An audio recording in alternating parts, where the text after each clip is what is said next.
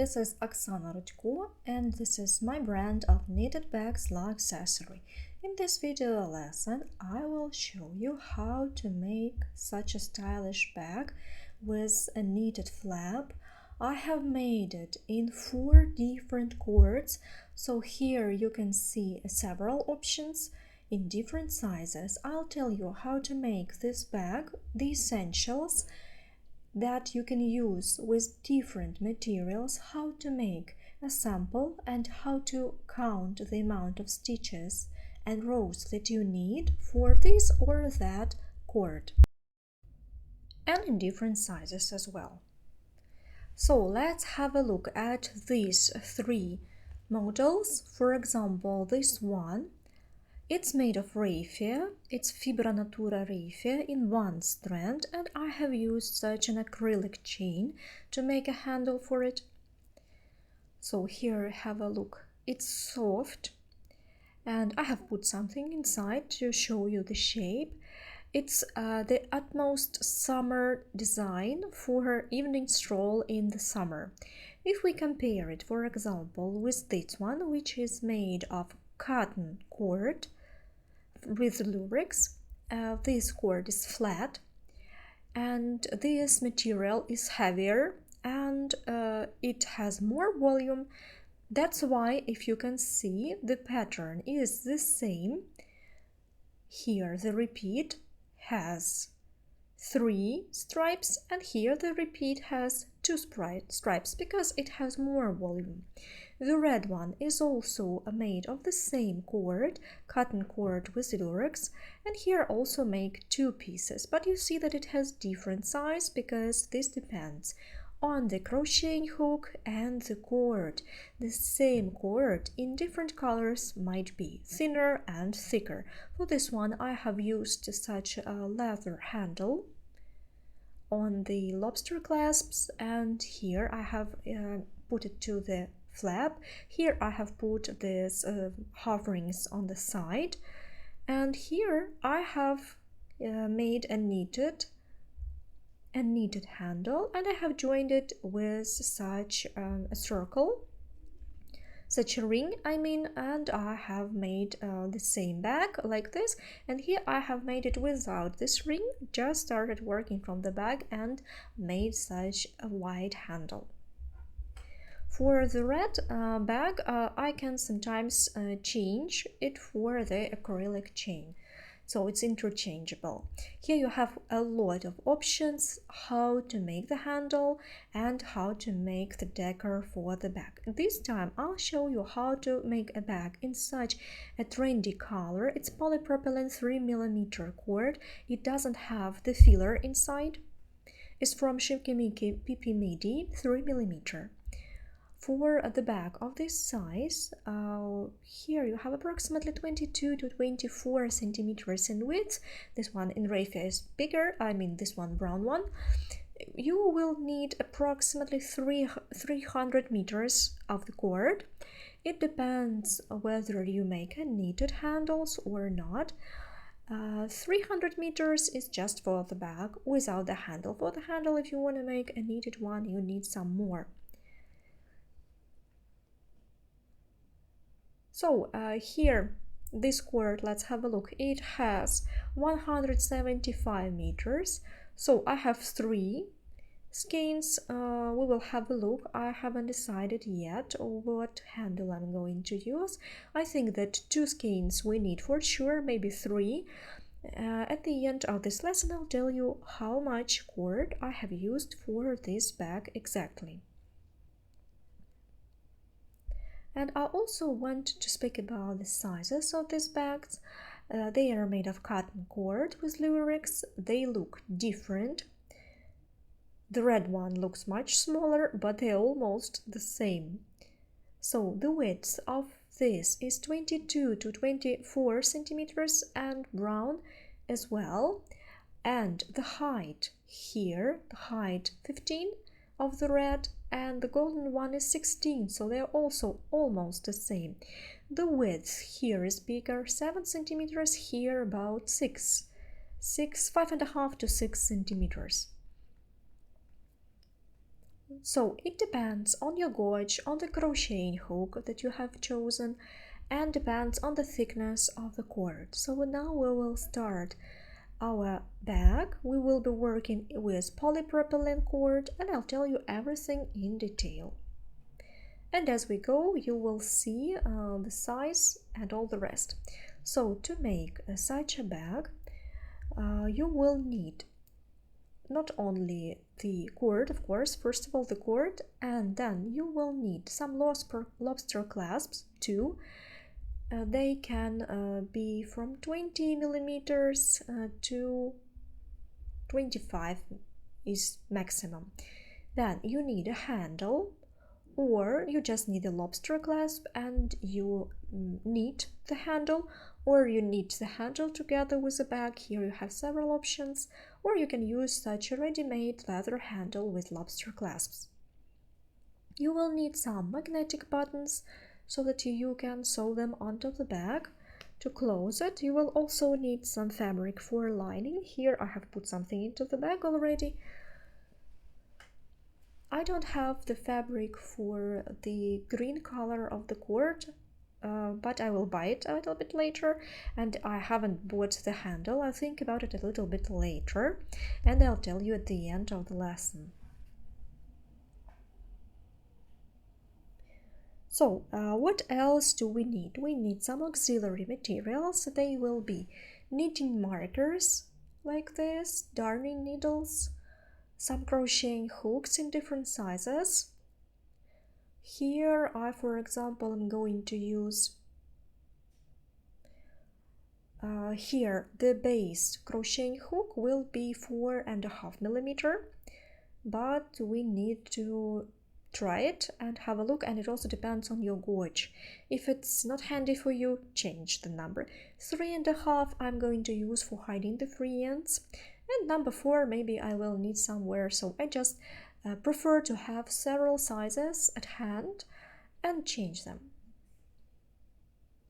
Then you will need measuring tape, some sewing pins for the lining, pair of scissors, of course, and actually that's it. You may also need some needle and thread or a ruler or something like this. So now we will start making the bag. First we will make the sample, we'll make our calculations, I'll tell you how we do our measurements, and we'll start our bag. So before we start making the sample, you can see that this flap consists of stripes, such vertical horizontal stripes that are sewn together. There will be 10, so we will need to count the amount of stitches for this each piece, so that when you put them together in the length and in height we get a rectangle, or rather a square. So we cannot make it perfect. We have 5 pieces and perfectly it should be divided by 5, but 1 to 2 centimeters will always be here, plus or minus. It's squared, it can be stretched, so plus minus is okay. The bag looks wonderful no matter what, and that's not a big mistake. It's a little bit bigger or smaller. So after this introduction we will start making the sample. So you will need some paper and pen to write something down. I'll put it aside for the time being and show you the pattern. So what do we start with? I'll take 4.5 millimeter crocheting hook. You can use number 4, number 5 will be too big, I think. But if you are using a flat cord like the one I used for the red or golden cord, then you might use number 5. So here, if you are newbie and you have never crocheted before, I'll show you in every detail. So the first loop which we start with is a 0. We do not count it, we take the short end twist it like this, cross it with a working thread, hold it with your fingers, and insert the crochet hook. And insert the hook like this. We pull the working thread. I hold the shorter end with my finger, and I pull the working thread into this loop and tighten it. This is our first knot. This is not the first chain. We do not count it.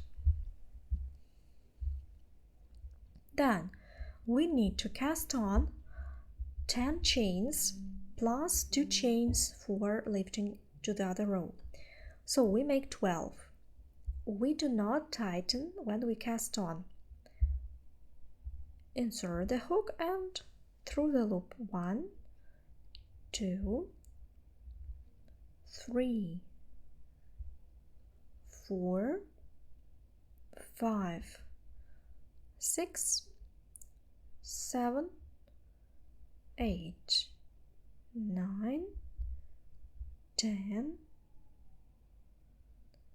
11, 12. So we cast on 12 chains. Let's check. 1, 2, 3, 4, 5, 6, 7, 8, 9, 10, 11, 12. This one on the hook we do not count, it's not a chain yet. Then we turn our work so that we can see these back half loops. Just a little bit like this, you see? Turn it. And here we see these horizontal back half loops. Into them we will be making double crochets. So we make a yarn over onto the hook. We skip 2 half loops, 1, 2. Into the third we insert the hook.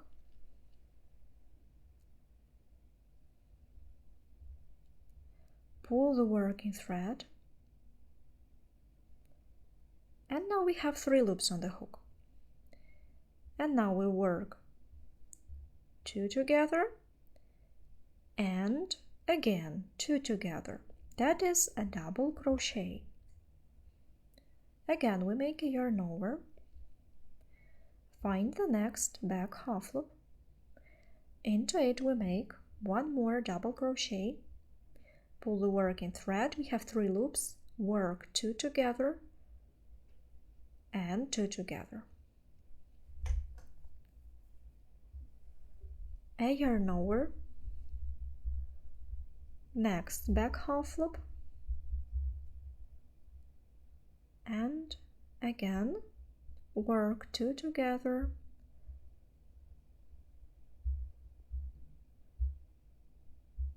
and so like this we go on working till the end of this row.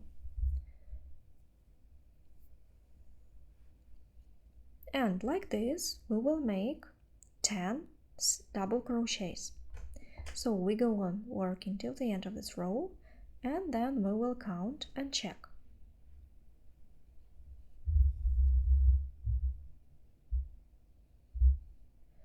So now we have reached the last stitch, and here when you make this piece, this last stitch, I recommend you to make tighter here and here so that it keeps the shape better. So let's count the stitches. We do not count these braids on top. These are 2 chains to start a new row. 1, 2, 3, 4, 5, 6, 7, 8, 9, 10. So we count the stitches. Make a chain, turn your work, and now we'll be working slip stitches till the end of the row. The slip stitches we will be making under these braids. So here we skip this opening, we insert the hook in the next opening here, under 2 half loops. Pull the working thread and at once throw the loop on the hook. That is a slip stitch. Next, insert the hook and at once work it through the loop on the hook. And so on.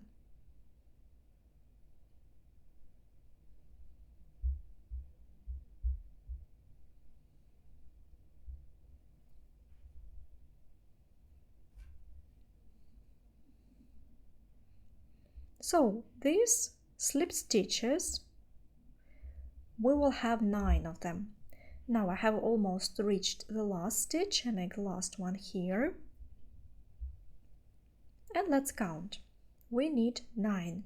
1, 2, 3, 4, 5, 6, 7, 8, 9.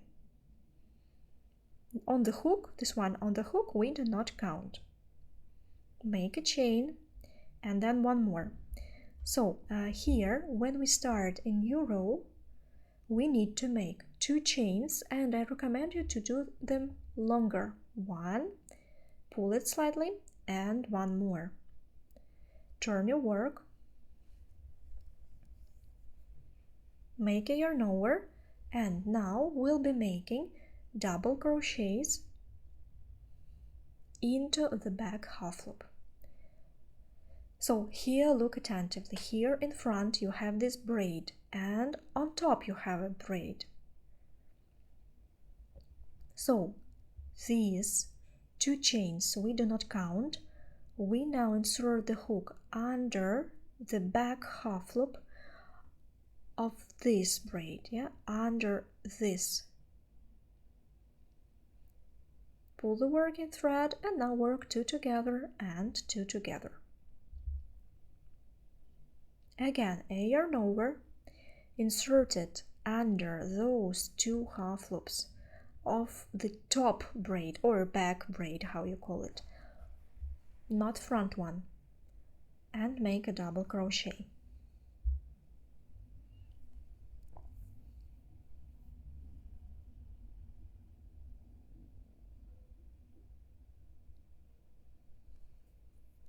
And so we go on working.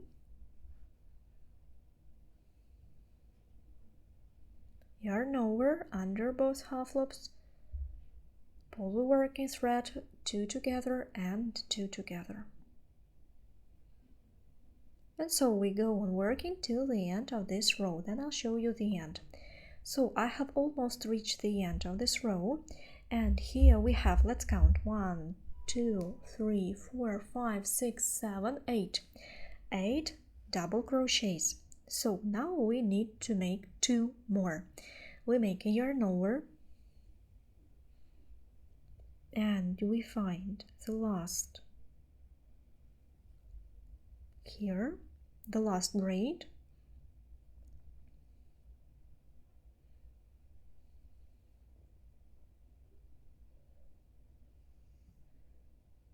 So we insert the hook, pull the working thread, 2 together and 2 together. Then we make a yarn over, and now we'll make the 10th stitch into this. Have a look, into this place between these 2 half loops. We insert the hook,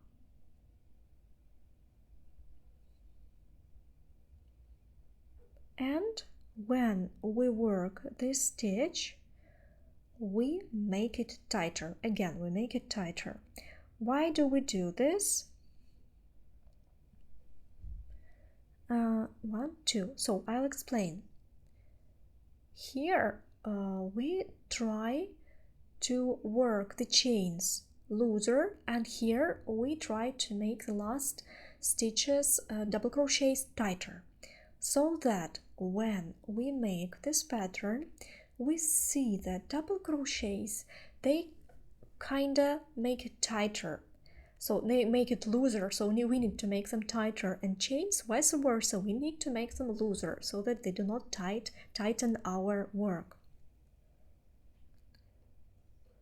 And here likewise, starting with the second chain, we make slip stitches, row of slip stitches.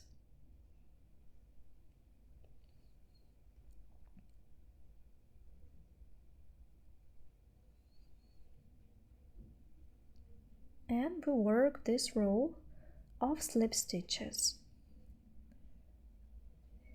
And we will repeat this a third time, then double crochets and then again slip stitches.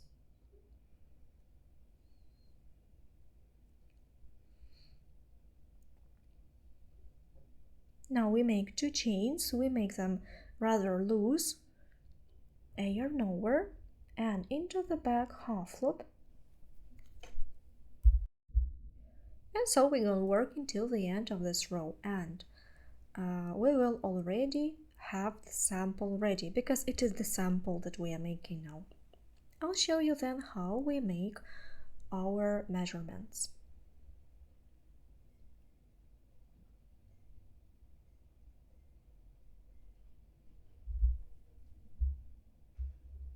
So I have almost finished. Now the last stitch, last double crochet here. And don't forget that we make it tight.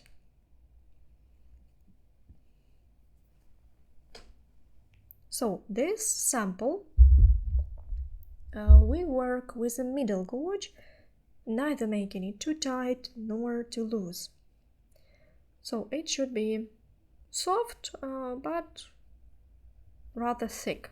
So that's it. Sample is ready. Now we can count the stitches, make our measurements, and such cords as 3 millimeters, I always make 3 repeats of patterns, three repeats of the pattern rows. So now we will count.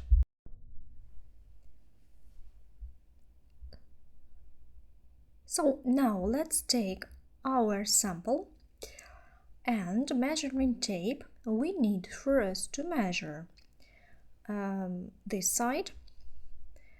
They will be the same on both sides. Let's measure in the middle. So we measure the height of the sample. It is 5.5 centimeters. So why do I measure here? Because we will have 5 pieces like this, and we need to go which width we will get if we make 5 such pieces. So 5.5 we need to multiply by 5. Let's put it down on paper. 5.5 multiplied by 5, it will be 5 pieces, 5.5 each, and that will be 27.5 centimeters. So the width of the bag will be 27.5. So what do we do if we need, for example, the width of 25 centimeters? First of all, you have an option to take a smaller crocheting hook, half centimeter smaller. If, for example, I use number 4, I'll make it thicker and I'll get this size. So it will be tighter and it will be smaller. So first thing you can do is to change the hook. If you want to make, for example, 30 centimeter size, you can take crocheting hook half centimeter bigger and also make it bigger. So how to understand how many chains you need to cast on so that you get the size that you need, 27 centimeters. Because we need to make a square 27 to 27 centimeters. So we cast on, as I remember, 10 chains. Let's measure how many centimeters we get in 10 chains, 7.5 centimeters. So 10 chains give us 7.5. Then x chains makes 27.5 centimeters. How many chains do we have to cast on? So here we solve this. If you remember, 7.5 we multiply by x is the same that 27.5 multiplied by 10. Then x will be 275 divided by 7.5, and that will be, let me count, I'll use calculator just to make sure. So 275 divided by 7.5, and that will be 36 and 6 chains. Okay, I'll make it 36 chains.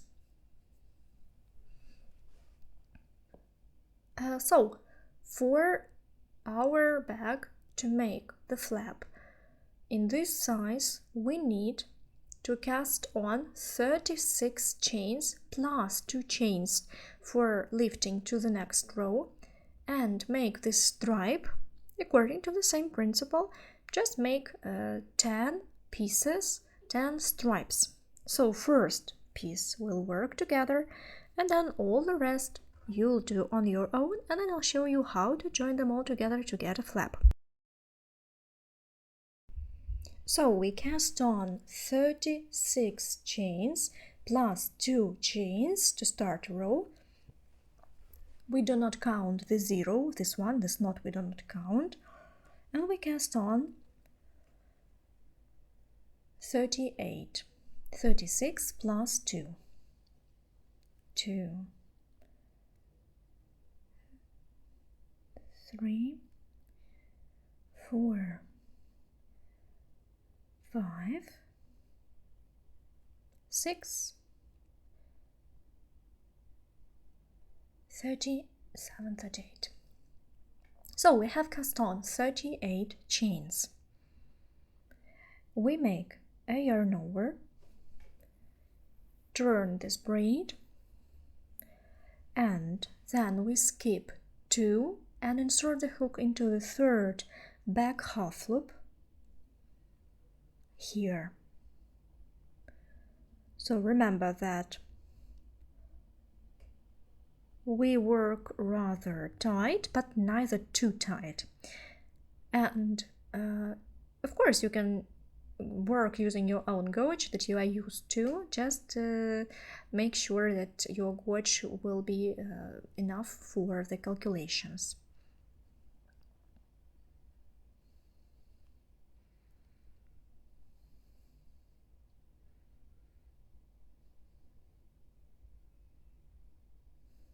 So we make 36 double crochets as we did in the sample, same pattern, and we go till the end of this row.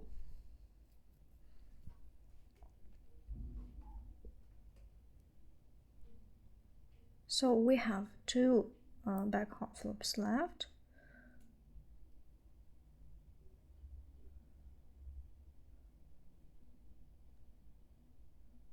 And don't forget that the last double crochet we make as tight as you can. And by the way, you can use a smaller crocheting hook, then you will make it tighter. It will be easier to make it tighter. So make a chain, turn your work, and start making slip stitches second row. We skip this, and into the second opening we start making a slip stitches row.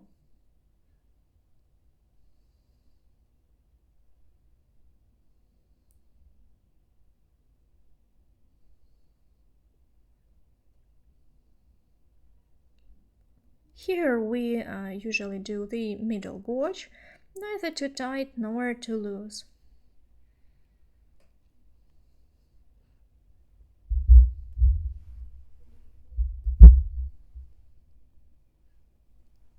And so we go on working till the end of this row, making slip stitches, and then again I will show you.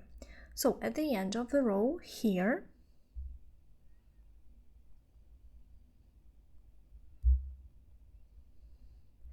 and we make 2 chains and we make them slightly longer. So when you do the chains, you do them longer. When you do the last double crochet, you make it shorter to balance one and the other side.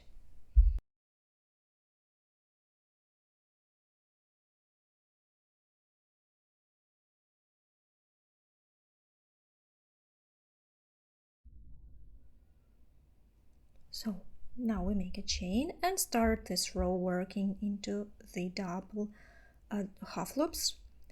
We make double crochets.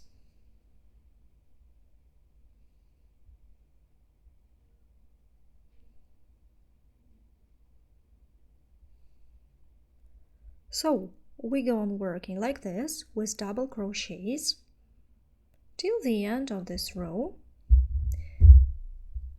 and then you go on working alternating these 2 types of rows, a row of double crochets and a row of slip stitches. So first part is ready, first piece. Now we will measure it using a ruler. I have 24 centimeters by 5 centimeters. So if you have the same situation, you see, I was working tighter. Perhaps when I was working the sample, I was working looser. Now I was working tighter. That was my mistake. So, nevertheless, as here I have proportionally less, I can make new calculations. I can make 25, 5 multiplied by 5, it will be 25, and I have 24, and that is okay. So the bag will also be okay if you have different measurements. You just need to compare your proportion, length and width. So I'm not going to change, I'll leave this. And I will go on working like this. So here you need to be especially careful with your gauge. If you need special size, then you need to work with the same gauge as you did the sample. So for example, if I was making this bag for order, I would make it a fresh start. Yeah, I would make the work looser and then I would remake it. So here I will leave it just because I can make it in different size. It's up to me only, it's not for order. So you see, I've made a sample, but perhaps I was working it looser, so I got different numbers. So I'll just change my measurements. I'll leave this 25 centimeters and 5 centimeters in width. And like this, we need to make 10 stripes. Just ordinary 10 stripes of this pattern. Before we sew them all together, I'll show you how to hide all the free ends, and of course I'll show you how to join all these pieces together. So I have made 10 stripes. Here they are. 9 of them I have already hidden all the free ends and sewn them to the base, and I have only 1 left. I made it on purpose to show you how we hide free ends. So first of all, as I have them on one side, I will hide them so that I can sew them 2 at once. It's easy because this can make your work twice faster. Instead of sewing 10 times, you will sew them only 5 times. So this knot at the beginning of our work, it's our 0 chain. I always undo it, but it's up to you. If you are beginning the first stitch not as I do, but in some different way, perhaps If you just twist it and make a loop, then you cannot do this, because you will start freeing just the piece. So I will undo. I can do this. Turn your work to the wrong side. Take a smaller crocheting hook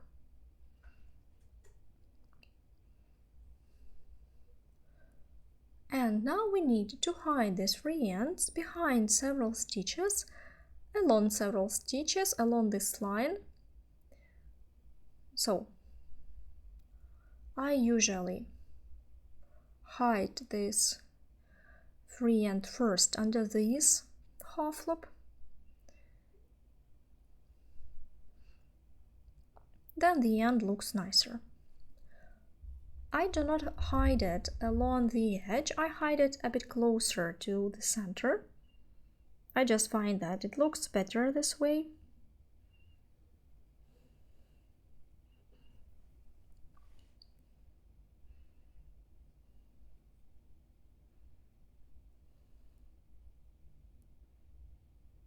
And so I just hide it behind several stitches.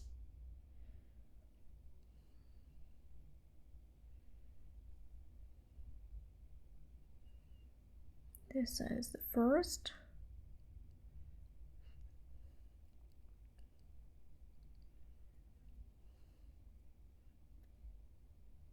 And now this. Also find several stitches where you can hide it. Now I'll take some thread in matching color and a needle. I don't have a perfect match in color, but nevertheless. It's really easy to sew the polypropylene cord if they have no filler, of course. So you can sew it like this. It's really easy. Through two ends. You see, I pierce it once through both free end, one and the other. Several stitches here and there.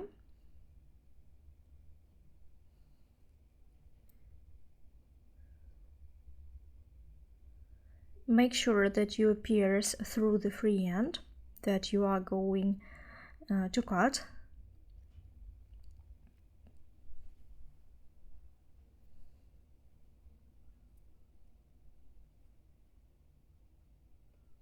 And so, like this, you can fix the free ends, make sure that they will remain there, nothing will come off.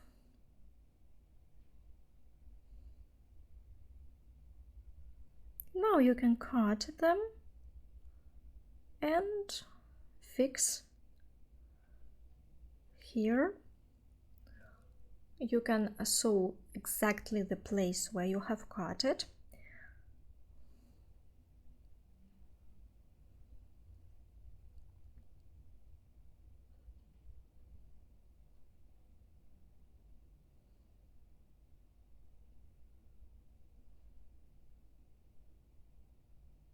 Something like this.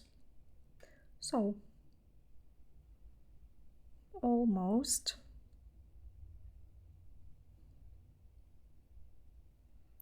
Cut the thread, so I don't make any knots. I don't need it.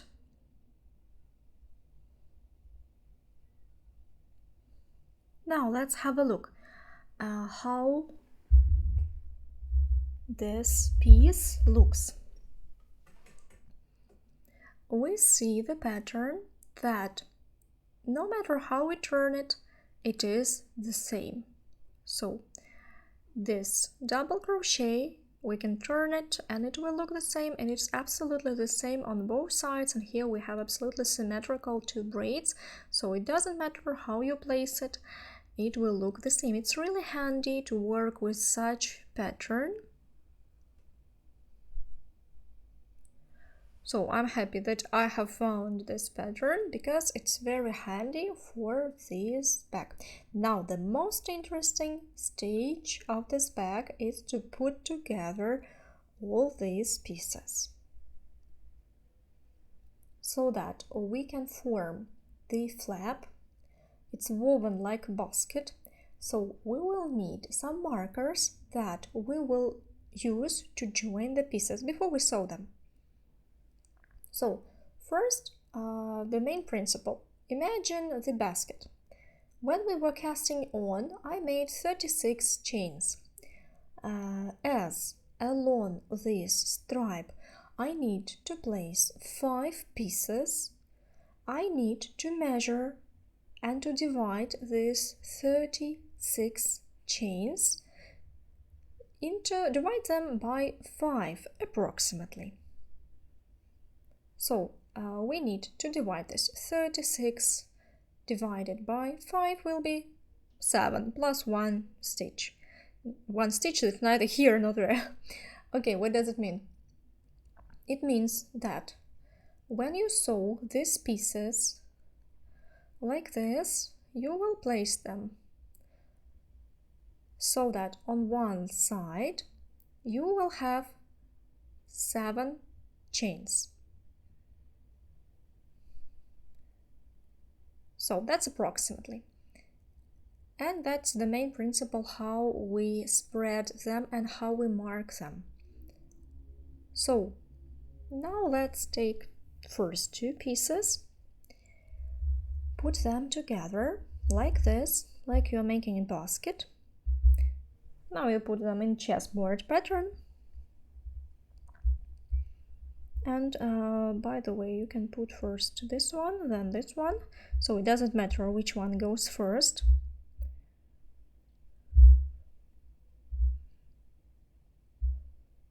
So now I just put them one on the other just to see what I have as a result.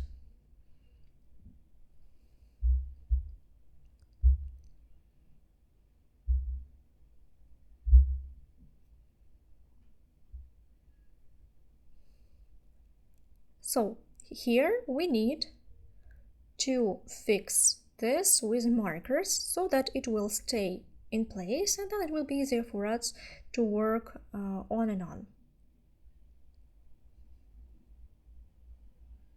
First, I will join the corners, as here we cannot see clearly where these loops are. When we sew together, we'll sew it into the very last stitches, so it's difficult to count it. We'll just have a look and make sure that it looks nice. And so here you just insert it into the first half loop.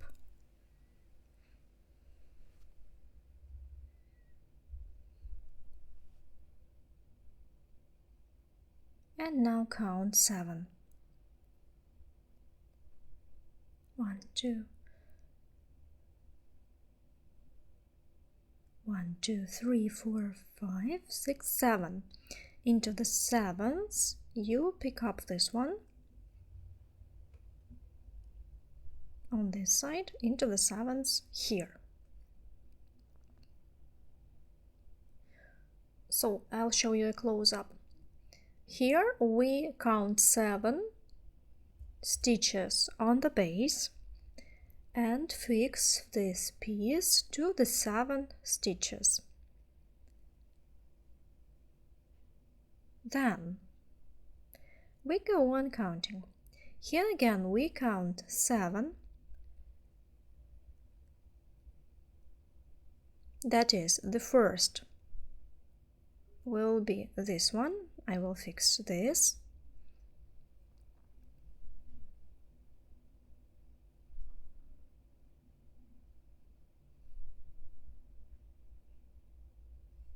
And then we count this one. 2, 3, 4, 5, 6, 7. So that is the 7th. And we fix it.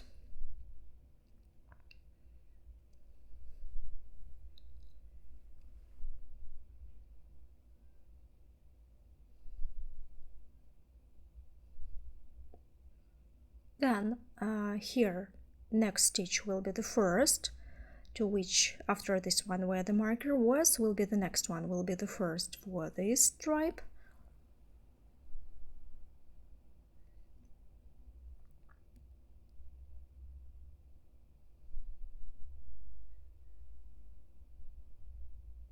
And then again we count 7.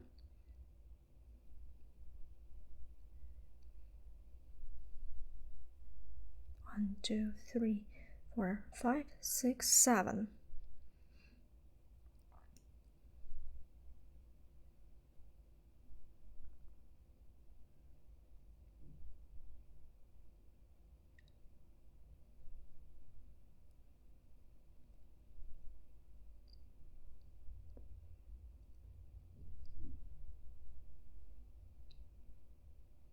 Now we have the next stitch will be the first for that stripe.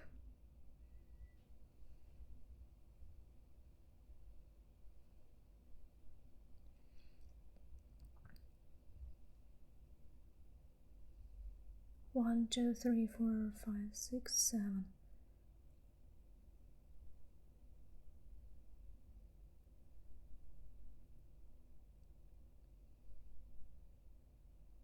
So,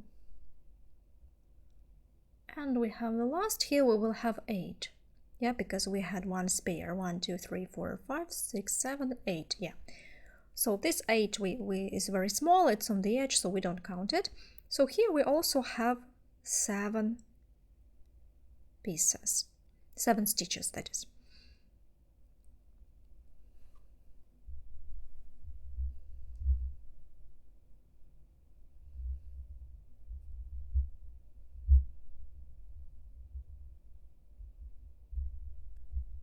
And so here, one side is ready. So now we continue weaving this basket. We alternate like this so that it's easier. So at once you can see that these pieces will have different lengths. It doesn't matter because when you stretch it, they will be the same. So don't worry if you have slightly different length. So now we need to add the second stripe. This time it will go vice versa. So if then there was under, now it will be on top, and so on, like a basket, like a woven basket. First you put it in place like a chessboard wise. We'll also stretch it slightly as you go. So don't worry if it's not exactly the same length. Here we will count also 7 stitches. 1, 2, 3, 4, 5, 6, 7, and they will be the same here. So the end of this. I don't have enough markers, so well, I just continue without putting the marker on one side. And you can put double amount of markers, yeah.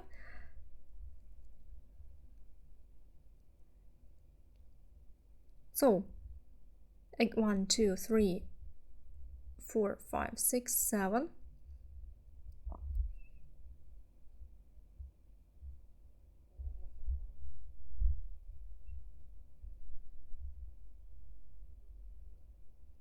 Now let's take the next one, next marker here, and the next stitch here. Count again. 1, 2, 3, 4, 5, 6, 7.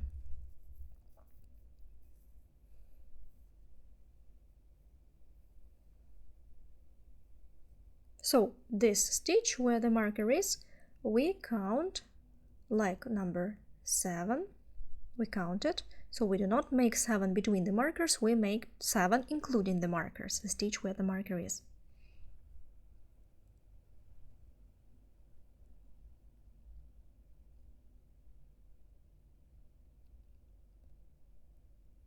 So we will join this on the other side later. We'll start with this side. Now we take the next one.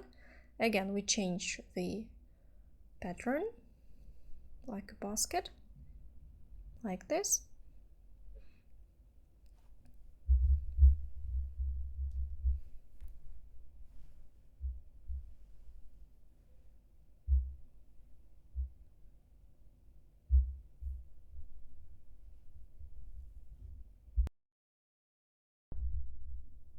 First, and this one.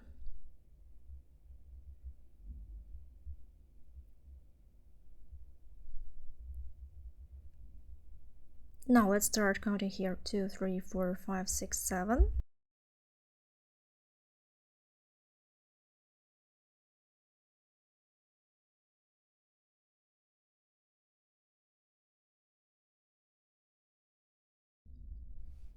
So I have fixed on this side. And now the next one.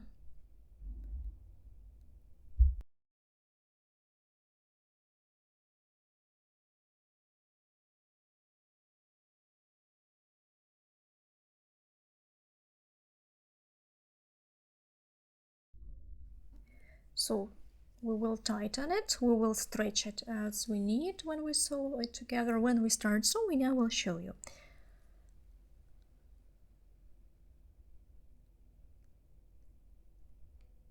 So here I'll make it like this, the first one, then I will count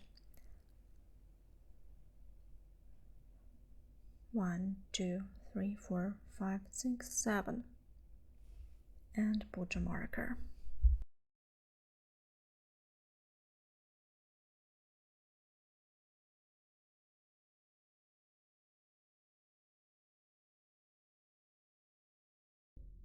So we have fixed this side.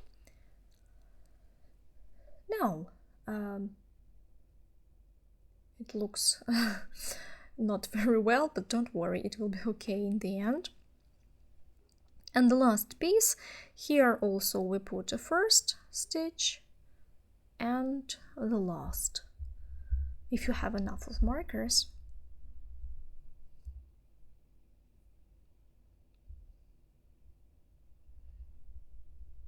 And the last one here. Here will be 8 left, and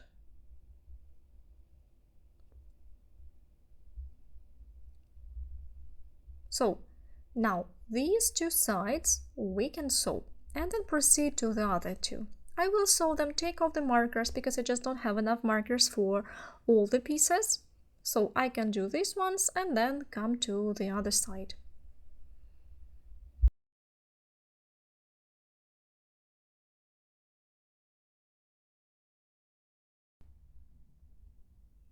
So like this it's going to be, more or less. Now we will start sewing these two sides and then continue the others. So to start sewing, I will take a smaller crocheting hook, number 5, 4 millimeters, for example. It's half size smaller than the one I was going to use for the base.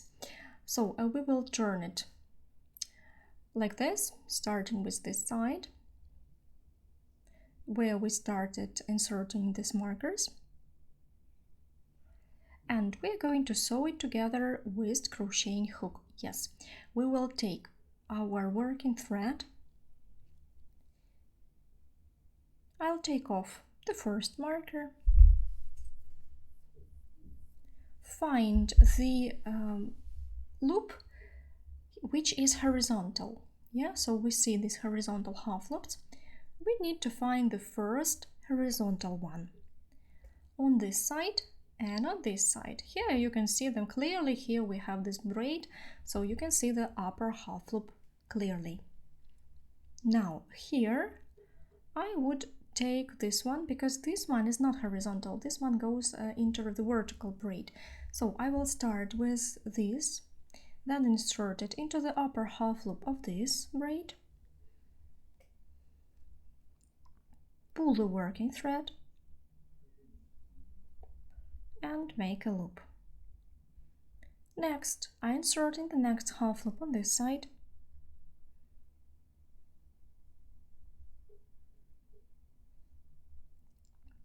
and a half loop on that side.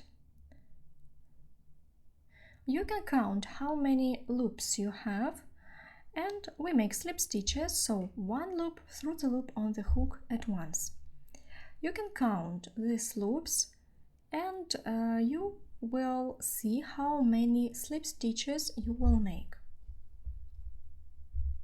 So here, for example, I have 1, 2, 3, 4, 5. I have 5 half loops, and here I have 5, 6.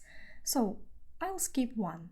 If the number on this and that side is not the same, just skip one on the side where the number is bigger. For example, here I will skip one, so I'll take the next one.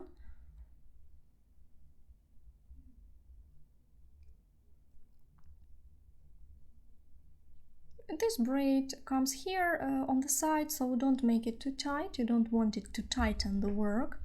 Now let's have a look where the next horizontal half loop here is. On this side it's a little bit more difficult. Here.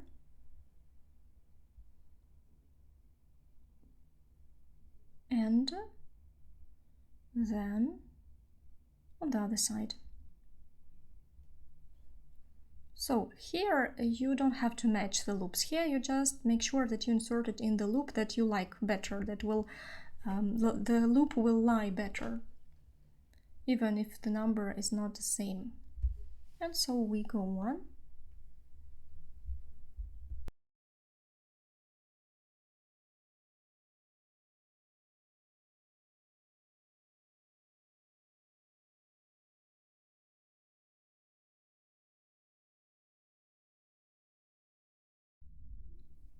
And go on working slip stitches. Let me see here, perhaps I will insert in this one.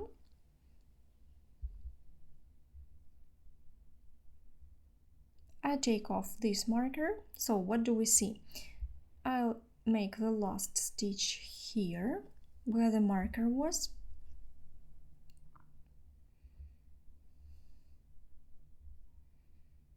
So one piece is ready. This stripe is attached along the side. You see, it looks quite nice. So now we have a stripe that is under that one.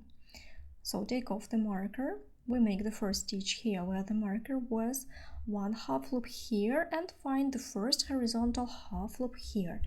And so we go on making slip stitches till the end of this piece.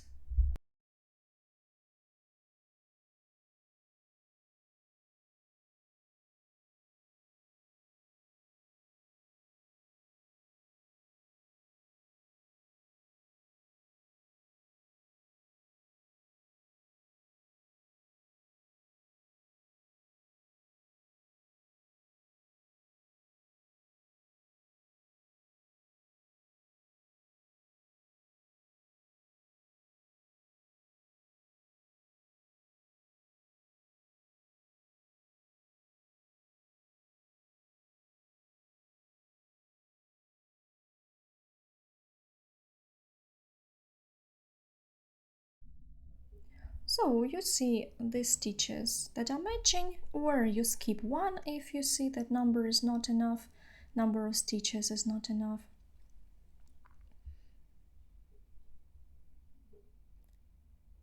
Here you make it the last.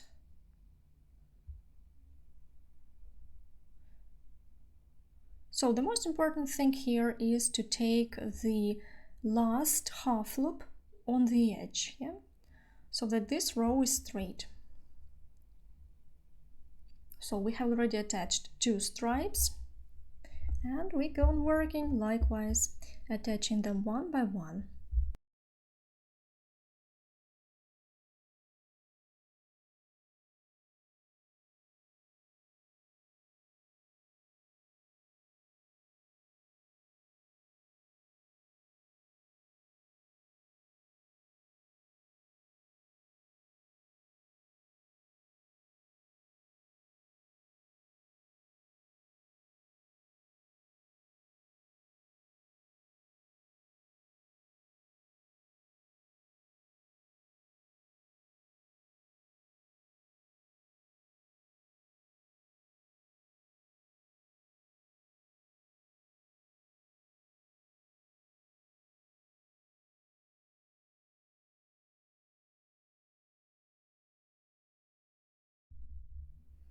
Here we will perhaps make it like this.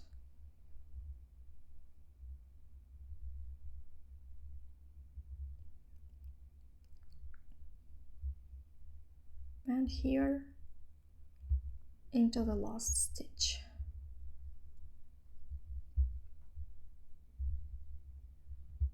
So 3 pieces are sewn together.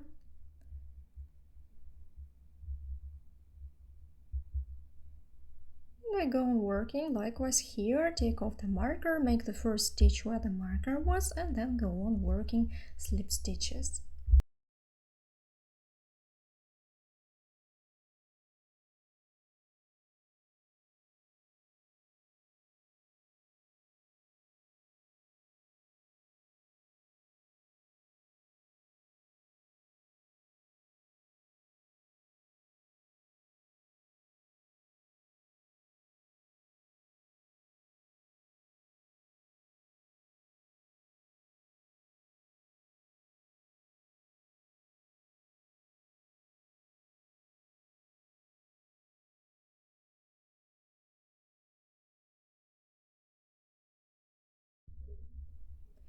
And by the way, if you have very tight loops, you cannot insert the hook, you can take a smaller hook, it's okay. So if maybe it will be easier, so you can try several sizes of the hooks to understand which will be handy.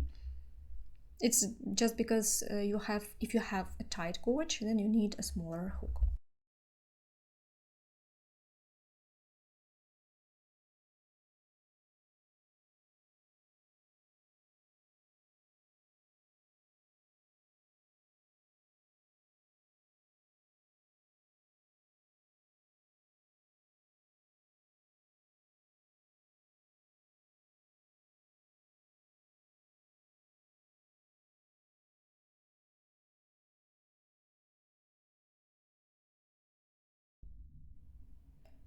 And we continue on the next stripe. First stitch, find the first horizontal attentively, this one.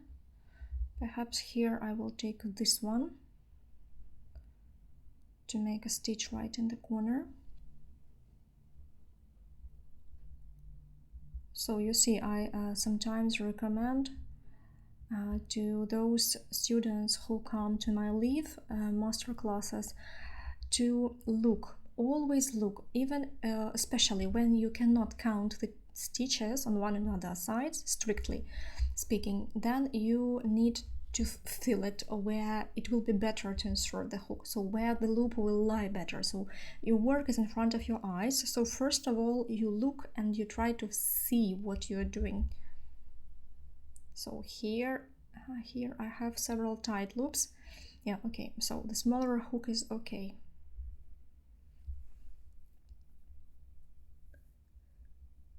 It's difficult work, but you will be so satisfied when you see the ready, complete work. So it's always so when you do something a little bit complicated and hard in the work, but then when you see the finished result, it's such a reward. So here just need to take your time, don't hurry, and you'll get this wonderful bag. I think that this is one of the most difficult pieces in this work, because all the rest will be just ordinary, just simple, basic work. So here you just need to be a little bit more attentive.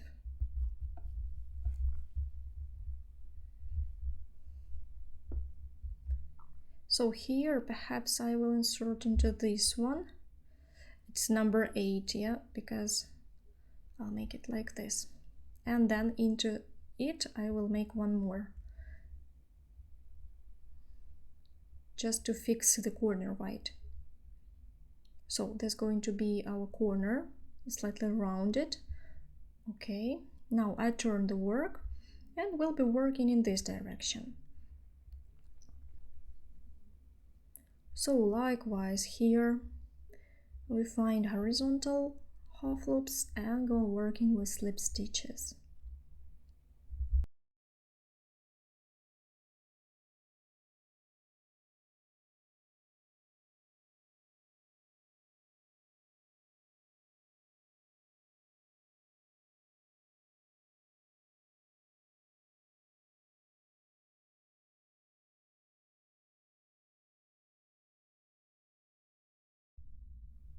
So I think that here we don't need to show you every loop on the video, but I think I better show you all the process without speeding the video, so that you have no questions for sure. Yeah, how we do every stages step by step.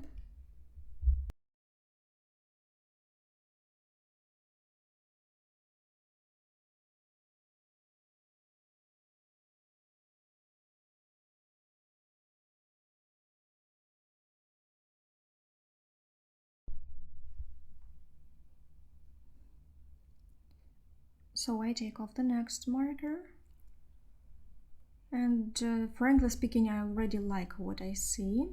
So here we find again first horizontal loop. Let's take this one, then this one,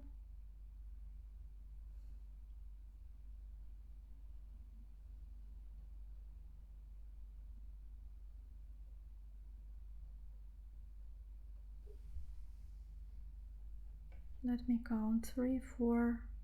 So what do we have here? Okay, I'll make it into this one. Here I'll take this loop, because somehow here I see some mistake, maybe, or something like this, but okay, we'll make it last. One more.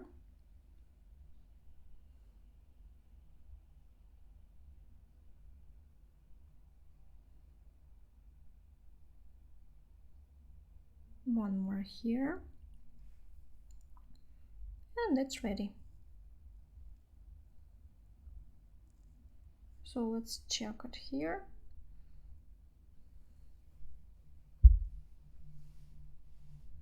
Okay, this corner is ready. So, and we go on working. Next stripe.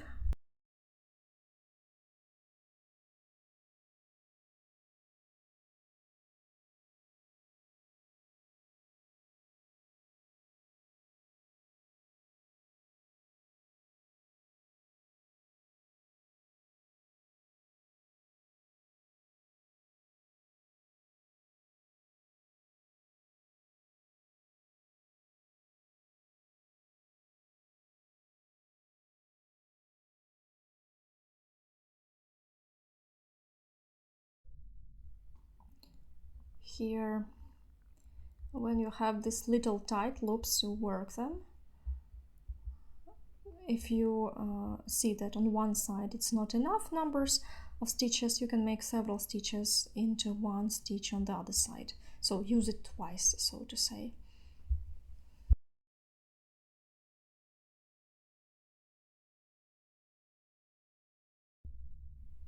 And the next one, take off the marker, start exactly where the marker was.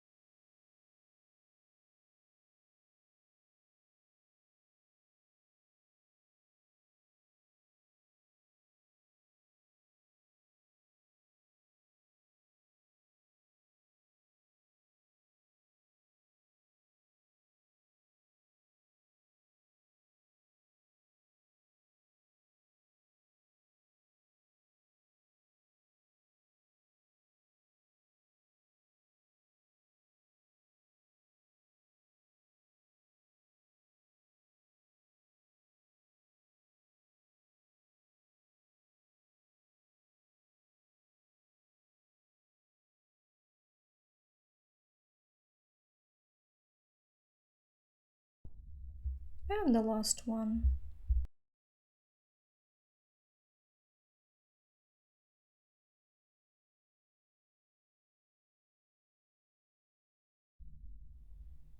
Okay, so last piece here on this side, and then we will go to the other side.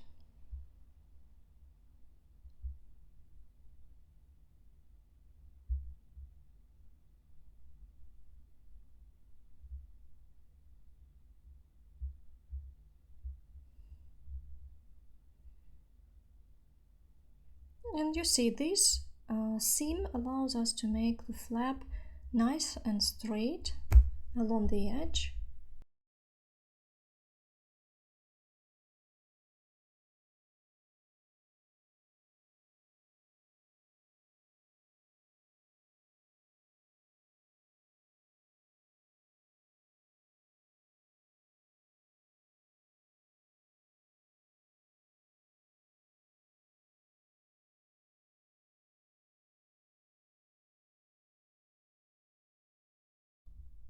So again, here I have one stitch not enough on the other side, so I will use one stitch twice. Take off this marker.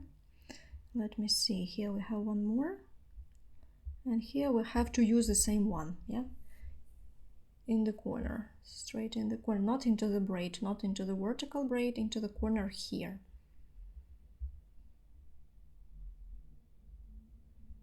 Okay, so pull this loop so that it won't run away, and let's have a look. We have sewn two sides. Now I will show you a close-up, and we will go on working with the other sides. So that's how it looks now. It's fixed on two sides, and we have two sides left. Now you turn it, and you need to check first of all the pattern. If need be, you have to restore this pattern. Make sure that everything is okay here, like this. So first we will fix it with the knitting markers, and then we will sew it. Okay, let's start with this side. Check again the pattern of the basket. So the corner here where we will start working. Mark it.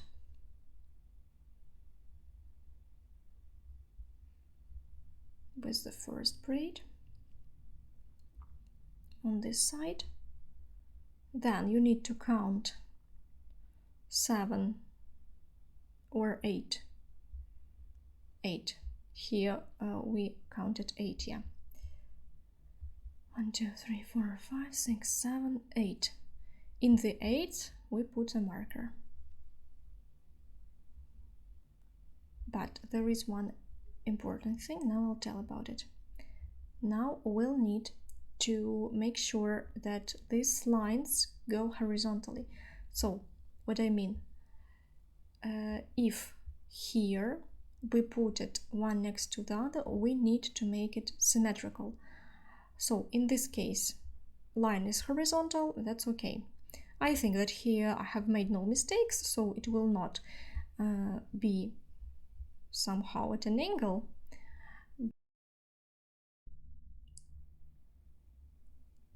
So let's have a look. Again, we pin in place the first stitch of this stripe.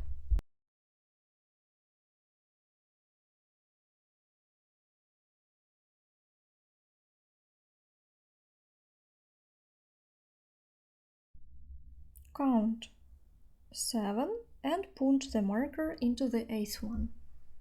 Into the 8th, put the marker.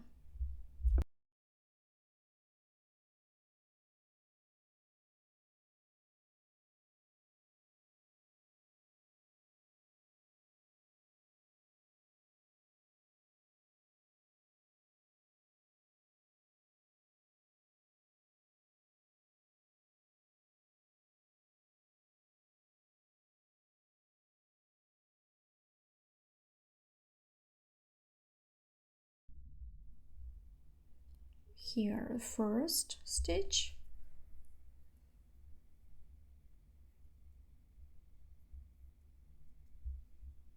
One, two, three, 4, 5, 6, 7, and into the 8th, put the marker. Again, 1, 2, 3, 4, 5, 6, 7. So let's have a look. If I make it like this, Okay, everything is perpendicular, so we can continue.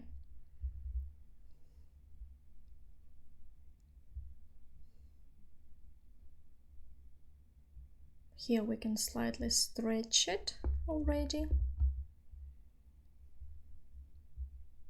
Again, first.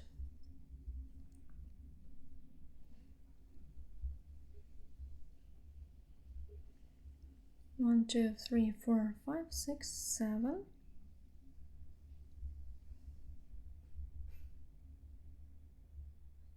One, two, three, four, five, six, seven.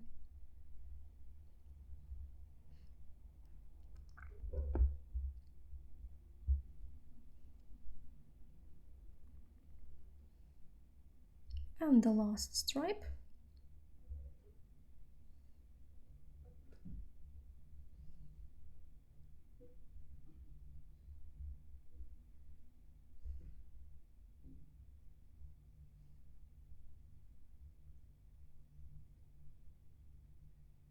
One, two, three, four, five, six, seven.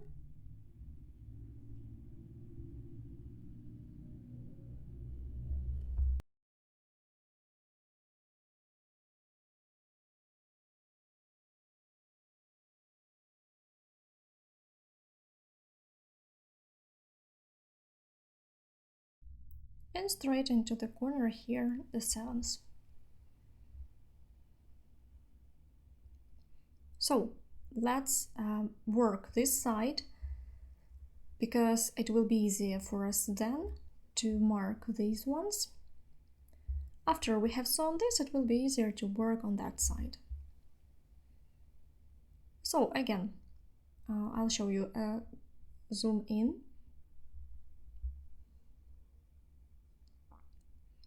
Take off the first marker.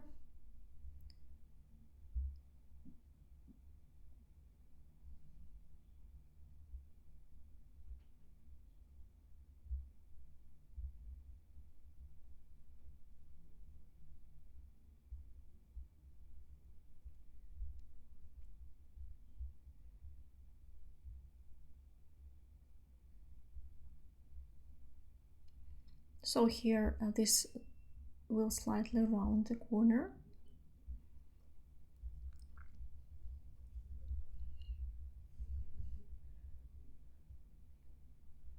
So here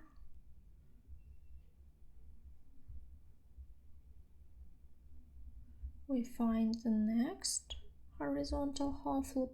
I think it will be here.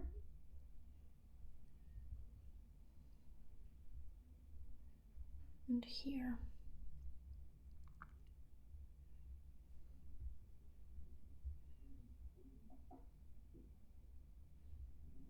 So here we will, let's have a look. Here I have 4 on that side, so here I also need to find 4.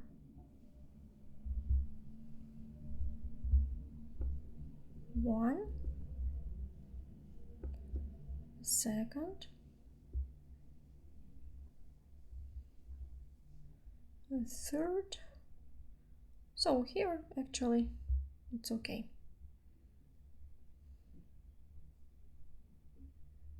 Here, of course, you can skip one if you have the number that's not enough on one side or on the other side.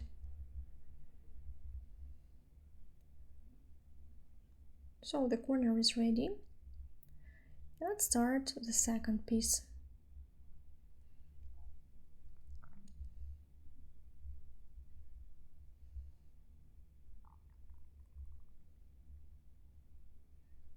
Here we start into the first and go on working slip stitches.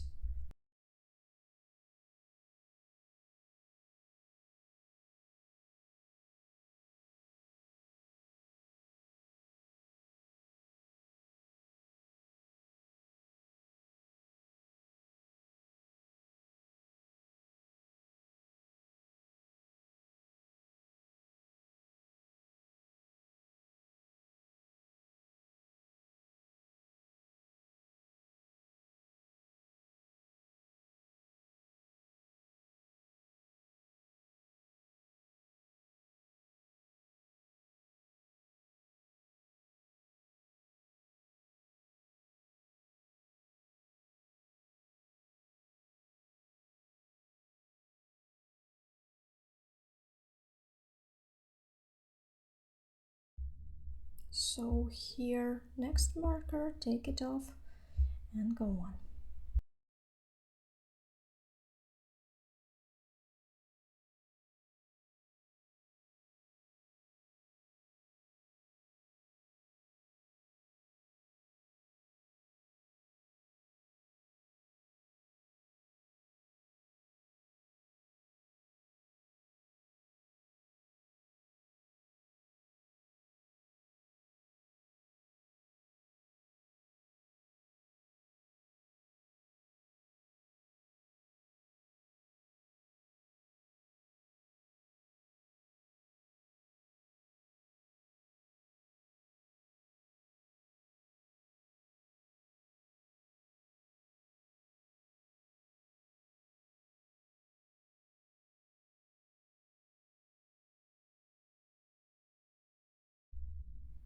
Now what we have here, 1, 2, 3, 4. So here on this side I will also make it 4.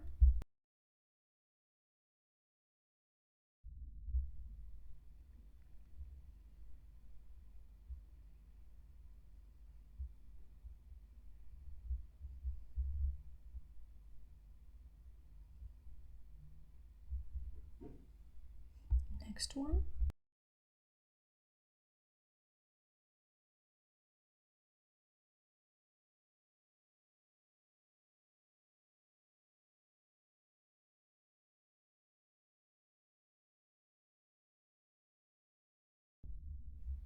So, and the next one.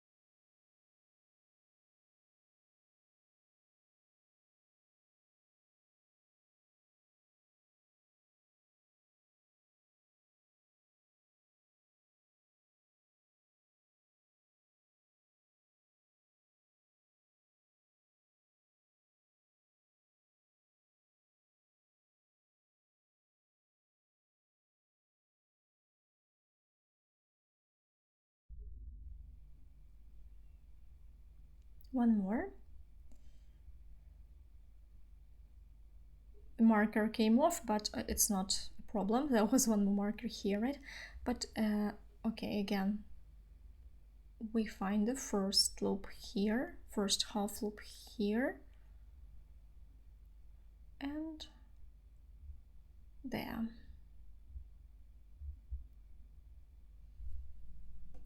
And so finish this last stripe.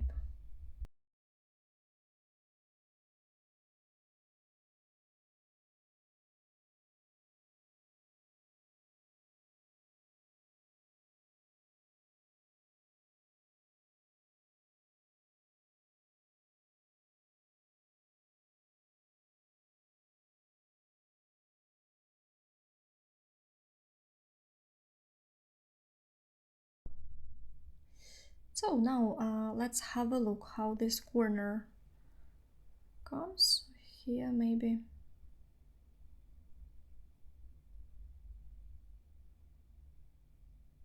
pull this loop. So let's have a look. We have sewn this side, and now we have only this one left. We have to shape the last side.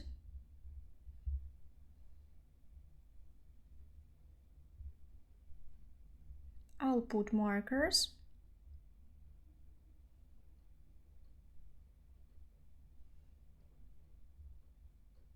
Okay, let's count 1, 2, 7.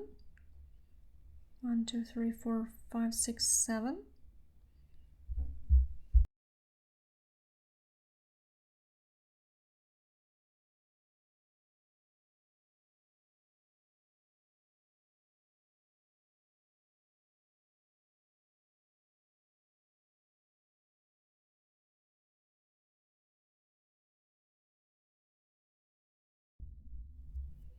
Then again 7, 1, 2, 3, 4, 5, 6, 7.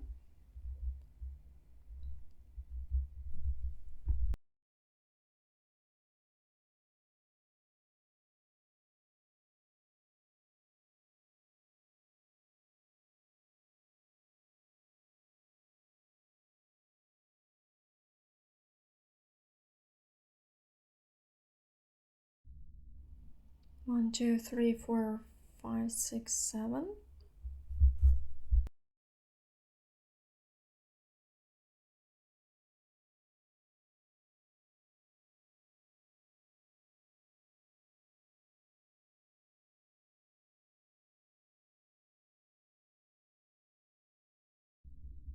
One, two, three, four, five, six, 7.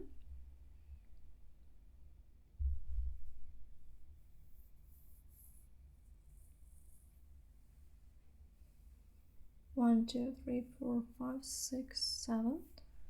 I've lost one. And so here we have 1, 2, 3, 4, 5, 6, 7, 8. Yeah, in the corner. 8 will be in the corner.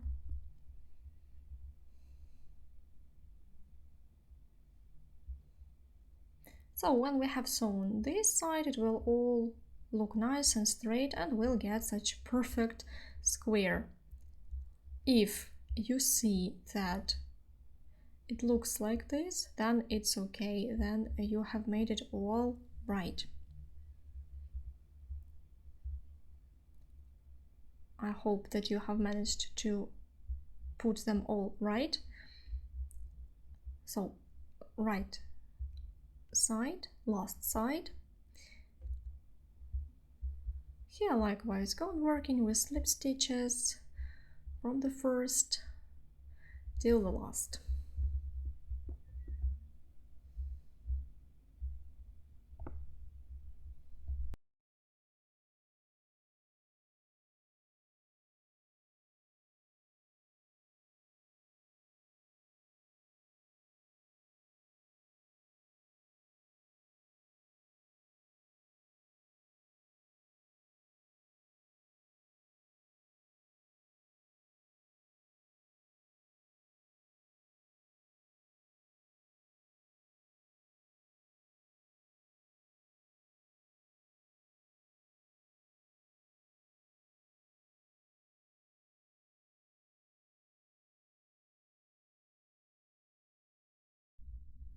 One, two, three, four, five, six, 7.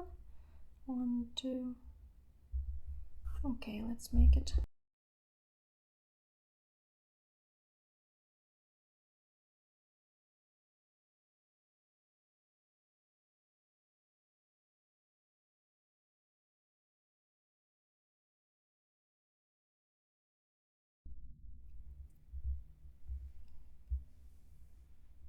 And here also make 2 loops into one.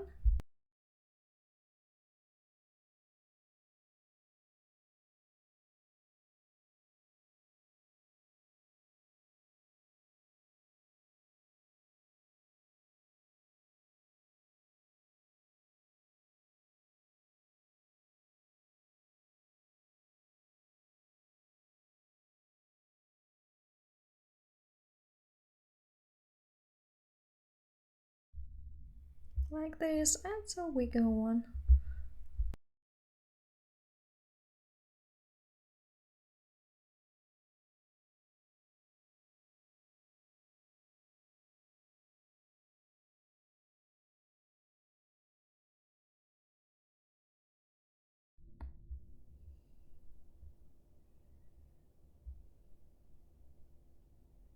And so here you see if you don't have, if you don't have one half loop exactly in front of the other, then you can make several stitches into one or shift them. So here, first of all, you look what you sew together and how it looks after you have made a loop.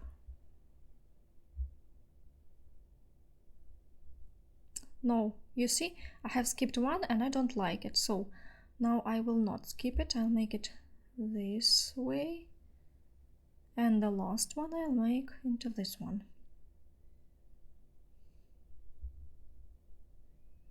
So let's have a look now. Yeah, now it looks more or less straight, so we can continue.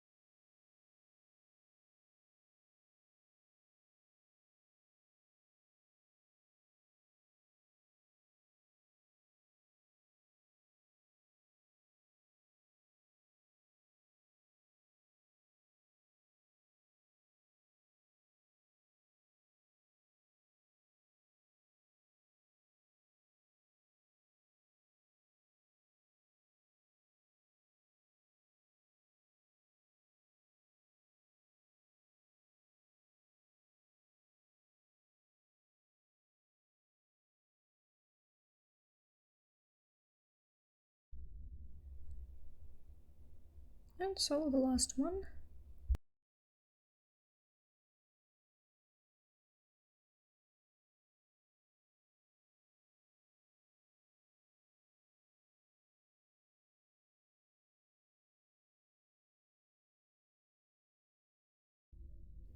And we finish here, but we do not cut the thread. First we will have a look whether it all looks okay, whether we don't want to undo it and make again. And if everything is okay, after we have checked, only after this we cut the thread and finish our work.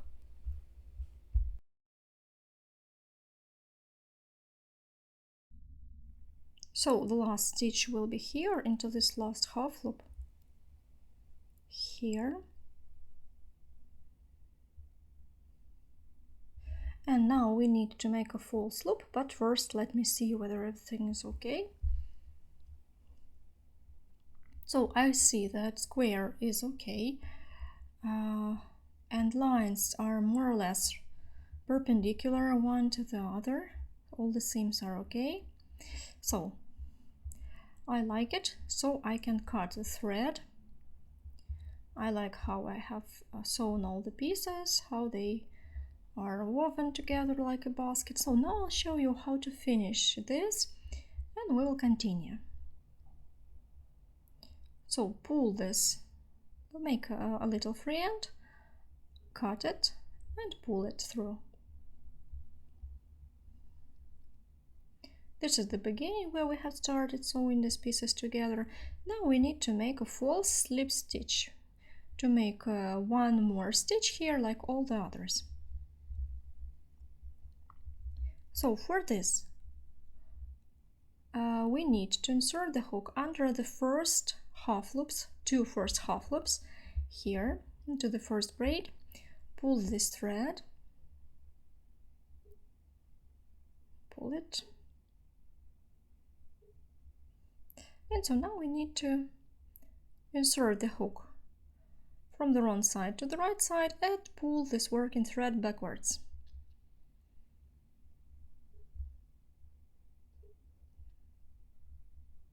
So we insert the hook from this side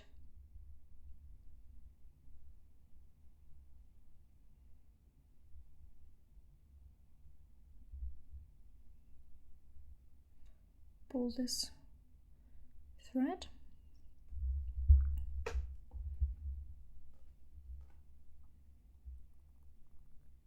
And now we have a nice stitch like all the others. And these 3 ends now we need to hide behind several stitches on the one side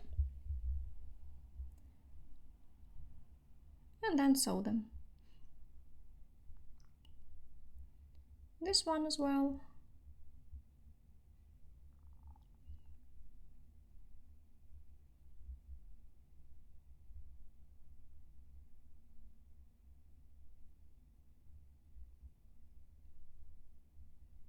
Like this. So now they are, this one you can pull next to this one, and now we will sew them together. I'll take some thread and needle, thread in matching color, and first we fix it here, and with several stitches pierce these 3 ends.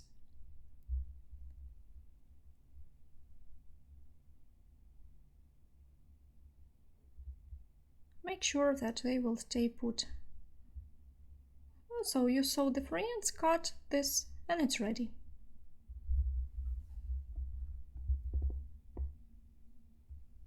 Several stitches will do.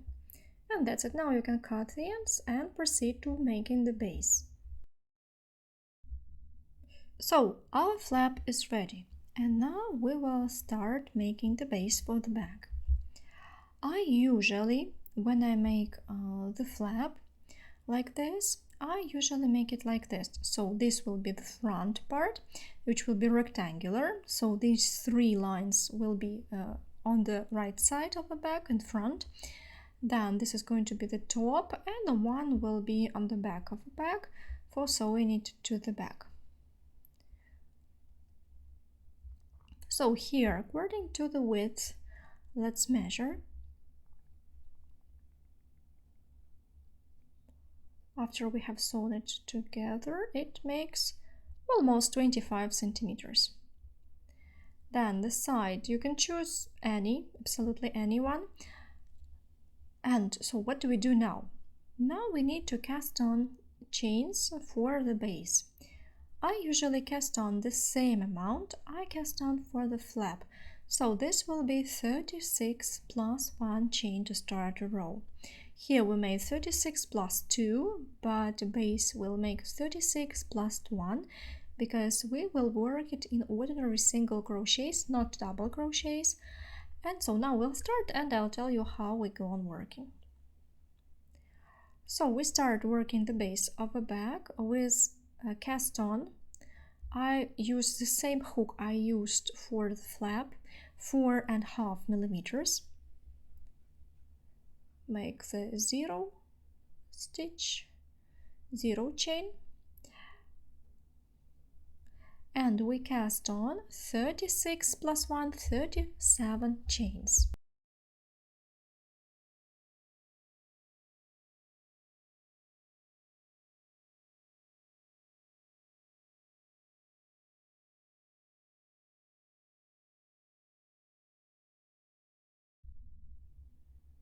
I have cast on 37 chains, and now I turn it like this so that I see not the braid but the back half loops, and the first row will make into this back half loops. This one we will skip and insert the hook into the next one.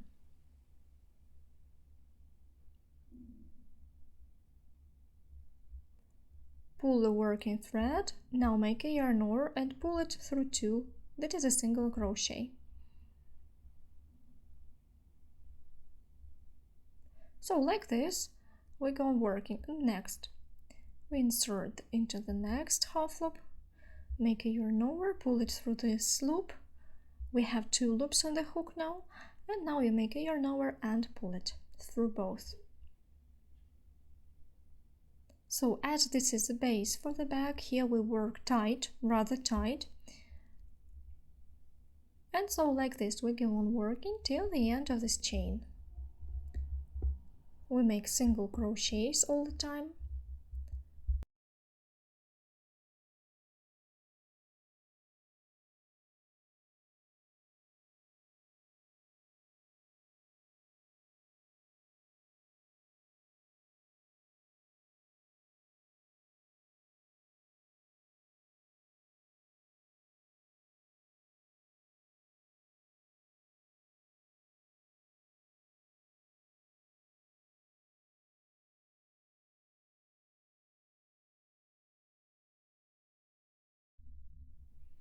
And so like this, we go on working till the end of this row, and then I'll show you what we do next.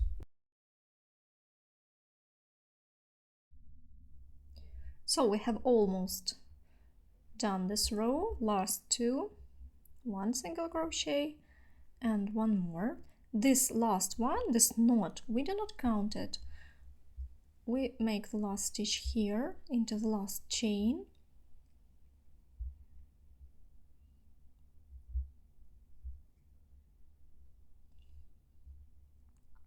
So let's have a look here. First row is made of 36 stitches.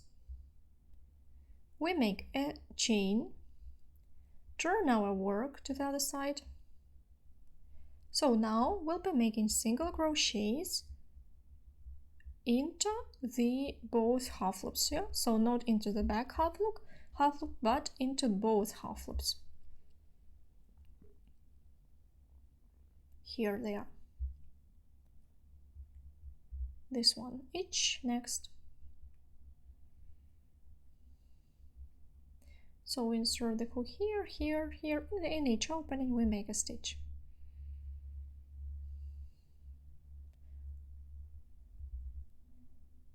So insert the hook into the first opening, make a single crochet, and so like this you make stitches into each opening. Here you need to control your gauge, so try to work the same. Don't work too tight, but on the other hand don't work too loose. Here choose a middle gauge, but of course each of us has our own personal gauge. So try just to make it the same. Don't make it tighter or looser as you go. Try to work one piece with one same gauge. And so like this we move till the end of the row, working one single crochet in each opening.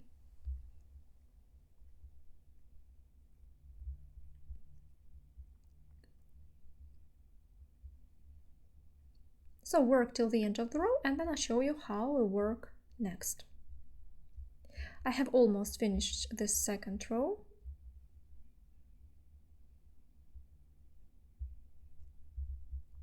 Pay attention that the first row has such a little diagonal stitch, but we need to insert the hook here like this and make our last stitch.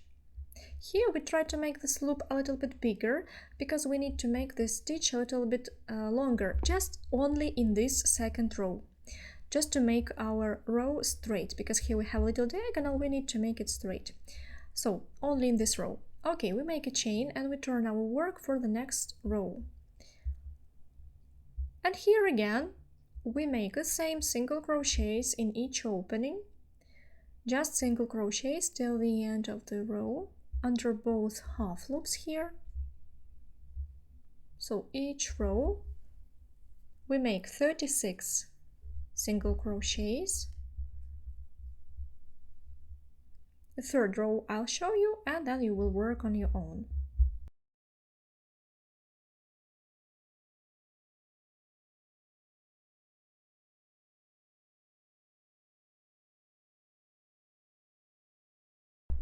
And then I will show you how to count these single crochets, and after we are working on the whole piece I'll tell you what we do next.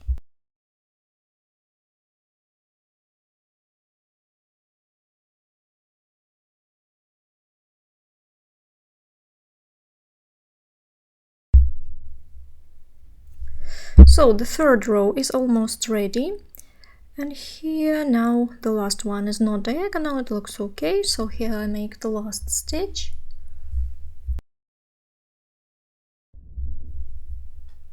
We don't make the chain to start a new row, we will count. So the amount of stitches that you will have might be different from mine, it depends how many stitches you cast on.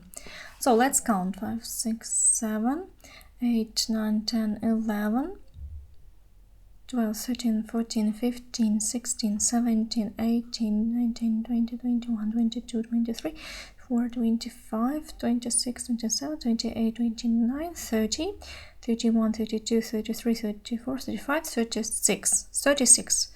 I have 36 stitches. Now I make a chain to start a new row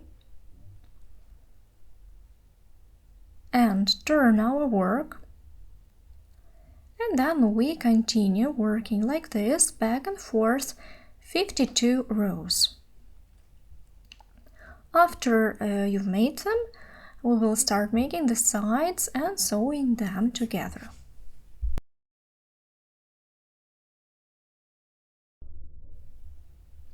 So I finished the 52nd row.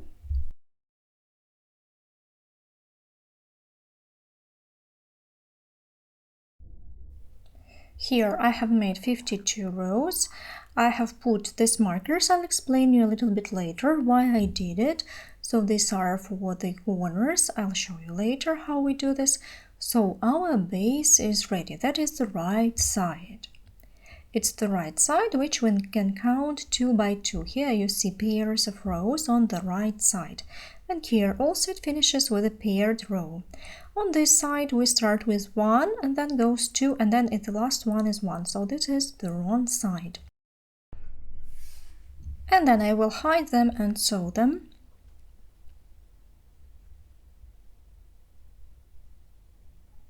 So now on the right side we have finished. We need to pull a rather long thread, approximately meter, maybe a little more than 1 meter. We'll use it for sewing together the base and the side.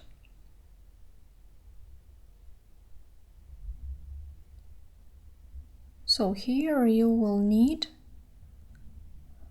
a lot. I'll cut it.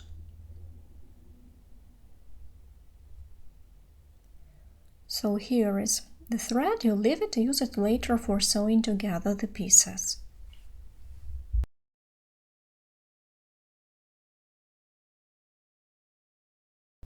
So before we sew together the pieces, we'll need to hide all the free end, as I have already shown you on the flap, according to the same principle. Now we will continue working the sides. Put this aside for the time being.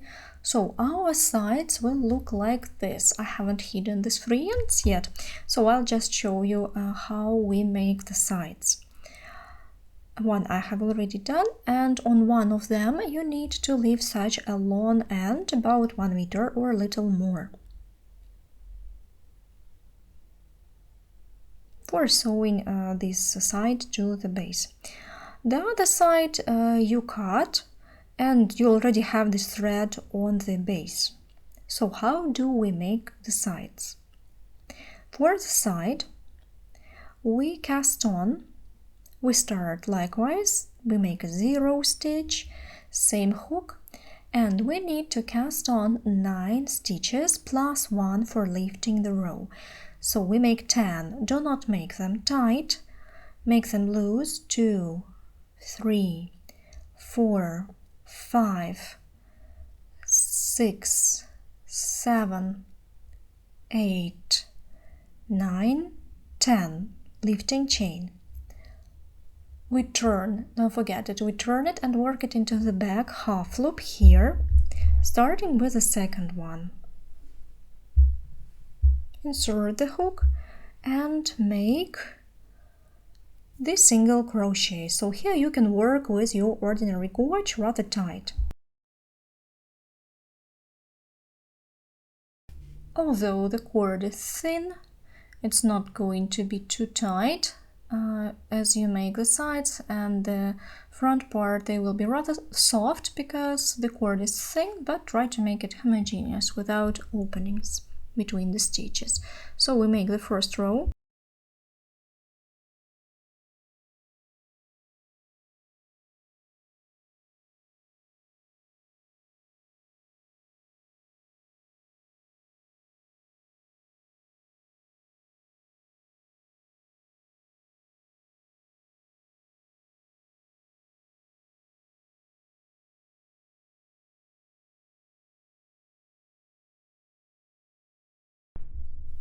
So the first row is ready. Here we have 9 single crochets. We can count them according to this: 1, 2, 3, 4, 5, 6, 7, 8, 9. make a chain to start a new row, turn, and so we work back and forth making 9 single crochets. So here we work as we did when we were making the base, and we make 21 row. Enter each stitch under both half loops. Here we work back and forth, and then when we have finished, I'll show you how we make the second and third rows, and then you will work on your own.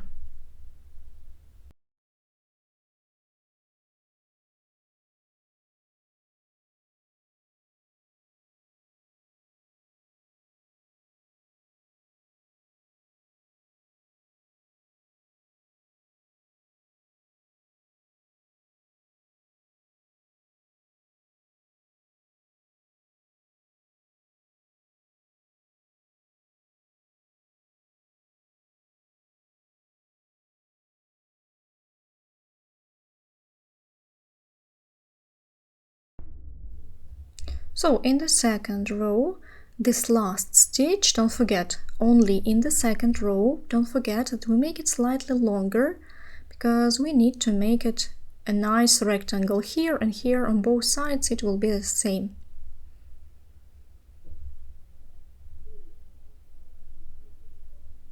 And the third row, start a chain and then make the third row. So like this you continue and go on 21 row, working back and forth 9 single crochets. Here you do not leave a long end at the end of your work, so you cut it, hide the free ends as we usually do.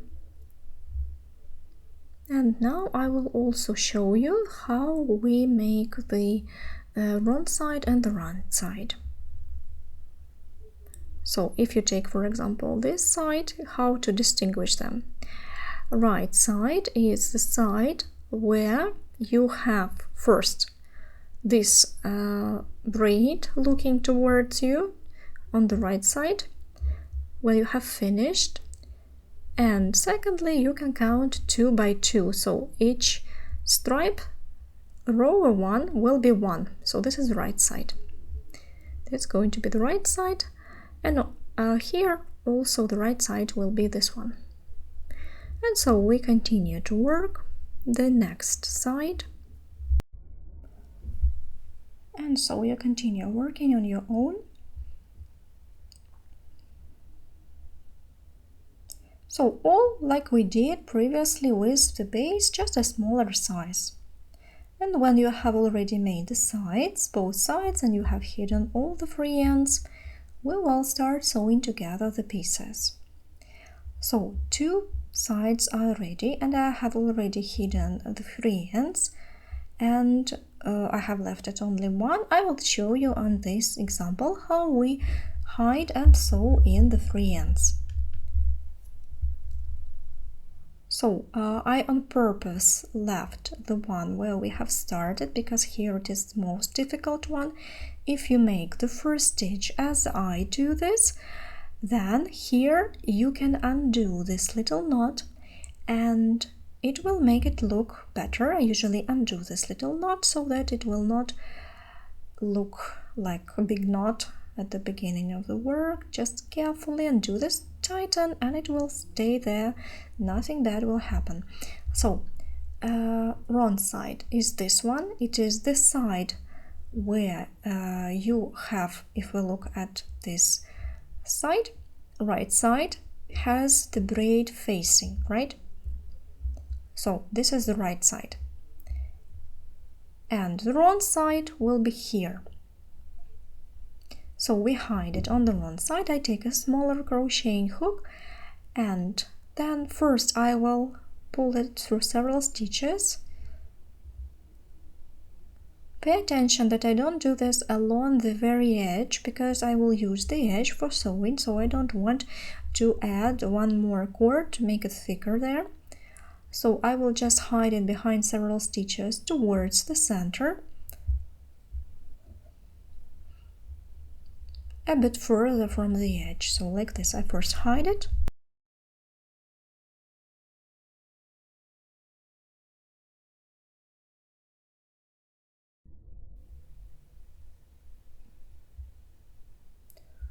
And so now we can sew this free end. Again, I have a slightly darker thread, but here it doesn't matter because it will be on the wrong side, so nobody will see her. And so just make several stitches and sew this cord to the base here and here, so like this. It will stay put if you make a deep stitch. So I will leave this thread for the time being because I will have to check this, and then I can card the cord completely after I have fixed it. Now maybe one more just to make sure. So now I can cut this cord absolutely like this, and I try to make a stitch on this place where I have cut it just to secure it. Although it already will stay put, just to secure it one more time, I make one more stitch.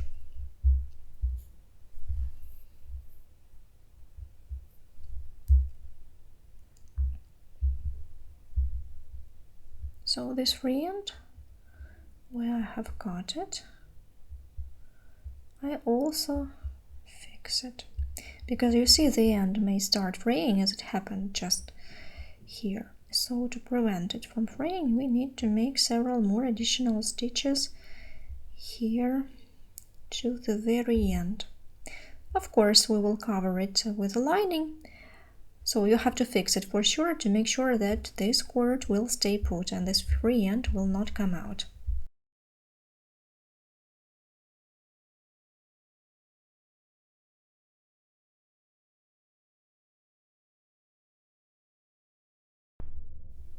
So that's it. Now I can cut this thread. And before we start sewing the side to the base, these free ends, which we are going to use for sewing, we can melt it with lightener or sew it. I prefer to sew it because when you drag it through the loops, it will start fraying and it will be difficult to sew it. So I prefer, so to say, to close it. Several stitches will do into these loops. So I just close it and it will be much easier to sew with it.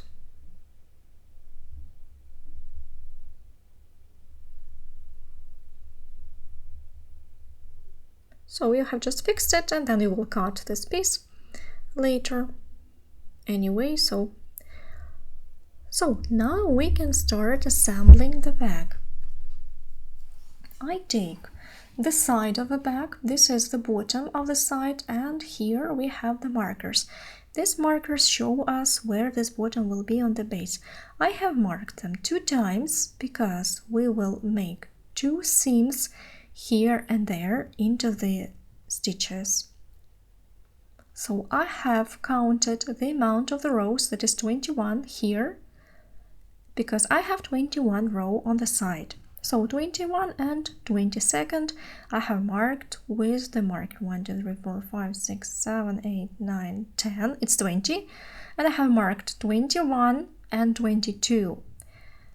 And you put 2 markers on this side as well. All the rest will be the bottom. And likewise, I will do on the other side.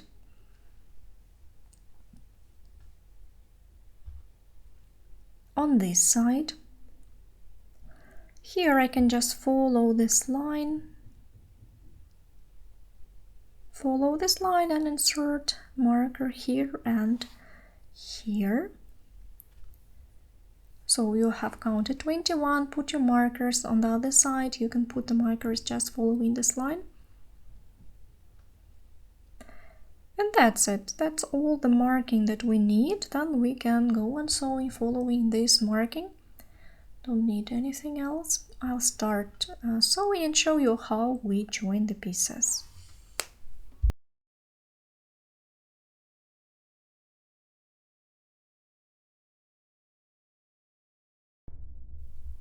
And now I will show you a zoom in and show you how we do this. You need a darning needle,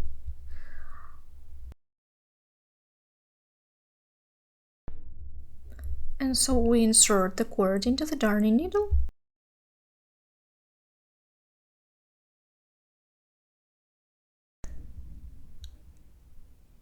So now we'll be making a seam here along this edge from right to left. This is our base and this is the side. They all face us, so we see the right sides, so we match them like this, wrong side towards wrong side, and the first stitch will be under the upper braid. So here we have this free end coming from this piece. We insert the darning needle under the upper half loops here.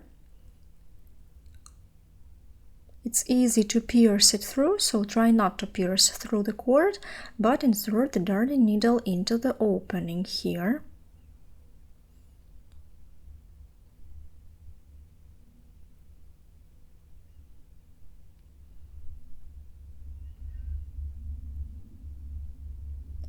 And then we come back here under the braid. Yeah, you see the same braid where we have started, but this time we come under the braid.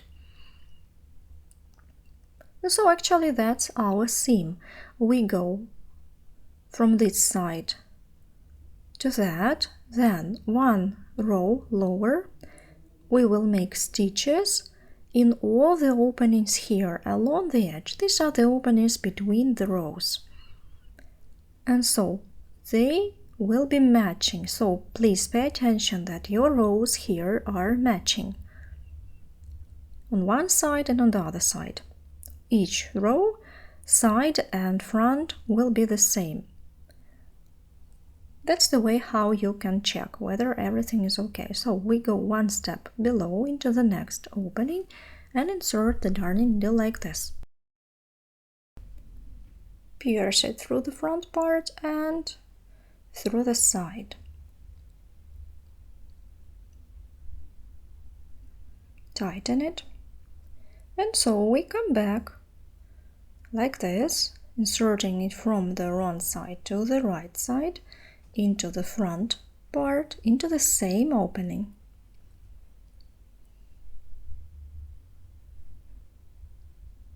So you see such horizontal half loops will be, which will make a rather nice seam. Again, we go one row below, and here also.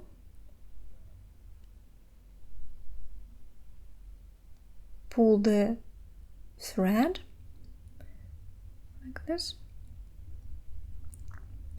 and come back into the same opening here where we have just made the seam.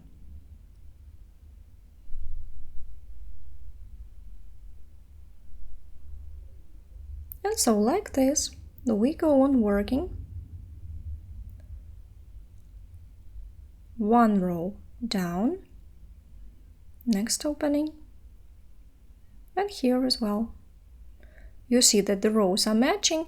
You need to have this in check, so keep an eye on the rows, make sure that they are still matching, nothing has shifted.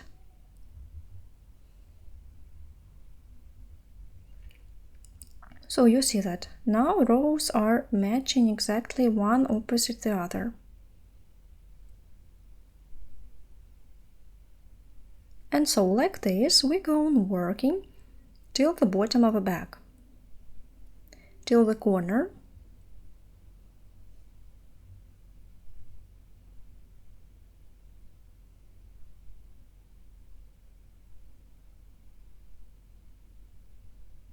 Like this.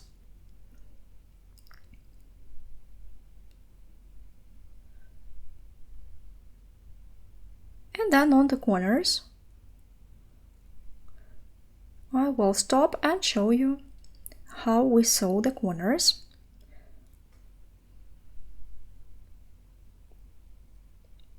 So that's our seam. and we continue working like this. So go on working down till the marker, and then I'll show you what we do next.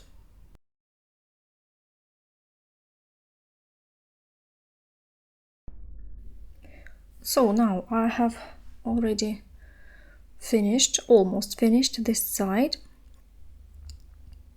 One more stitch. This is the last stitch. One more.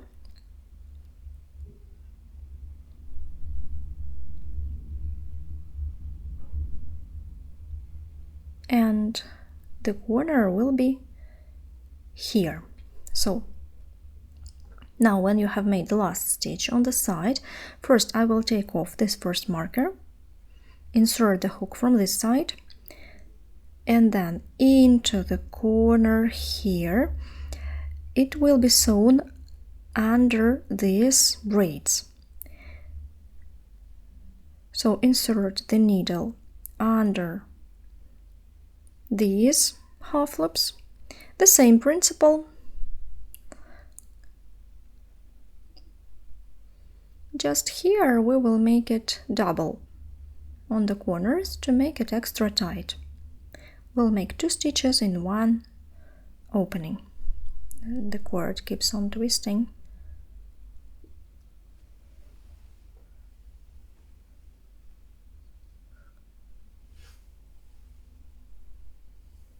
So we come back likewise into the opening where the marker was, take off the second marker, and now we do the same stitch. So we go 1 row down here, but insert it into the same opening here on this side. We insert it into the same opening. So why do I do this? I want to make the corner nice, to make it softer, and to make it so angular. You don't have to do this, but I just prefer to do double stitch in the corner.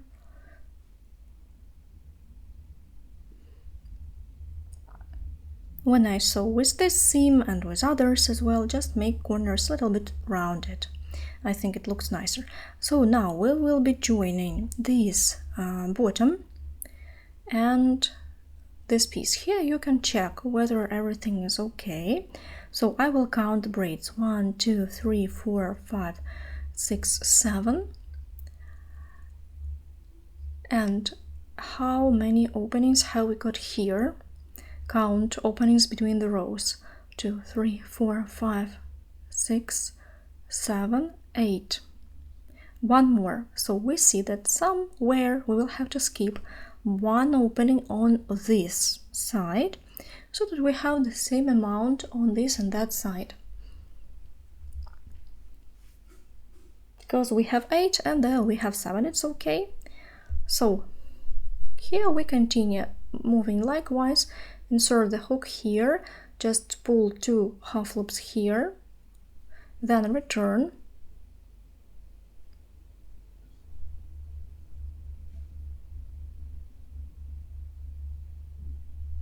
and then we will make the bottom, then we'll make the side. There's absolutely nothing difficult in it.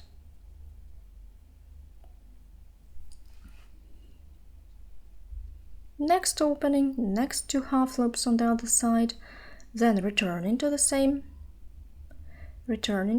opening, this one, and so like this we go on working the bottom till the next marker.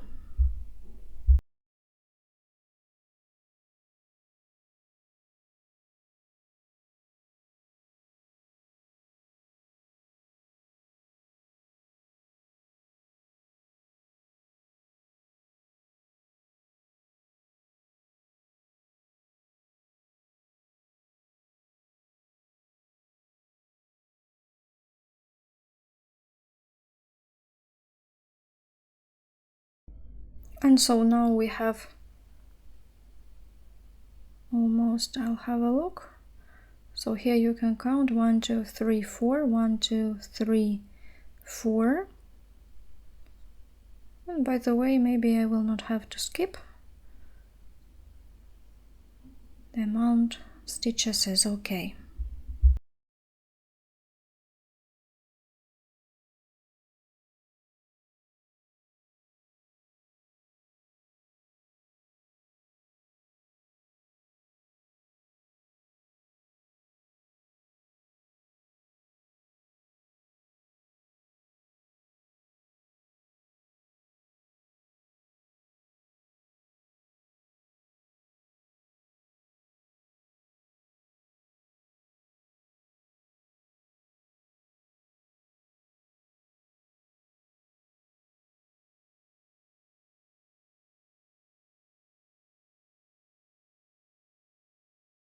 From time to time, you see it starts twisting, so you have to unroll it, unroll the cord,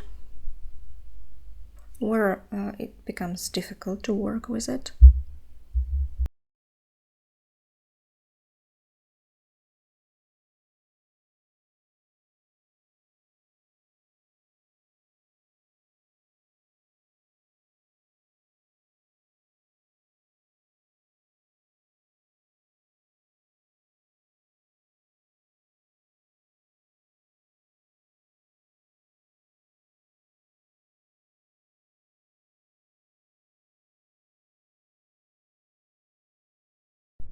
So here we have almost reached the corner, the next marker.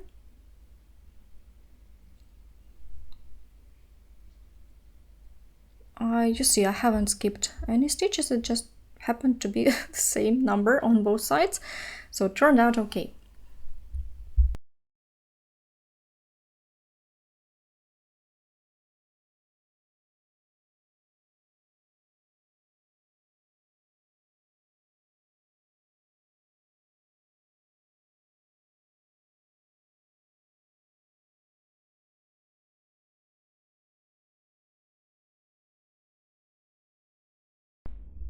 So when you have reached the corner, it's where the marker is, we have this last corner stitch here and two markers. So take off the first marker,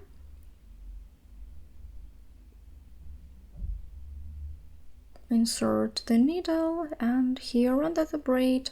So everything likewise, like we do all the time. Just want to show you in detail, just in case. Then return to this opening, the same opening.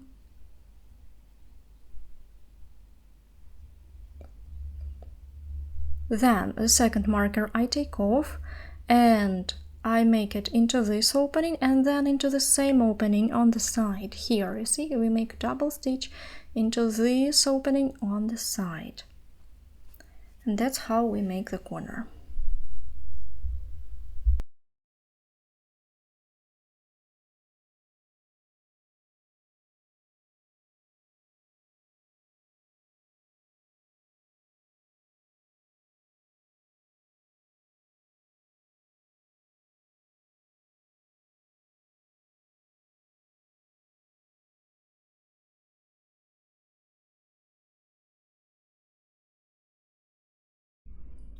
And so we turn our work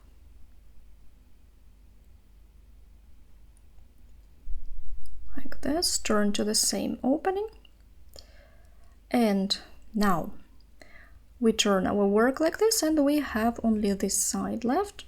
Have to work a side and this part. You can turn it like this, it will be easier for you to sew. And so here we continue working till the top of the bag.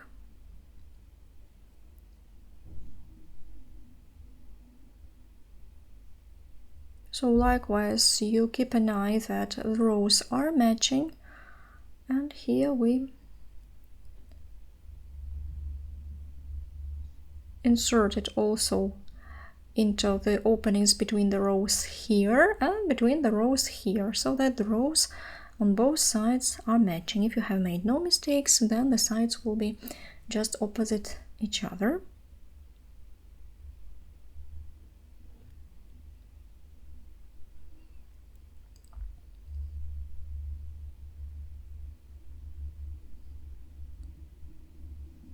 And so like this you go on working.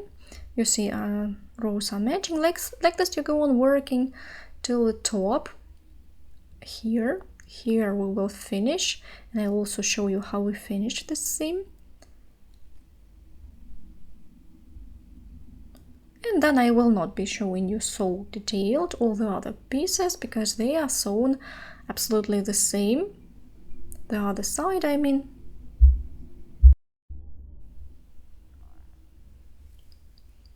I will show you how we start, of course, and then you'll be able to work on your own.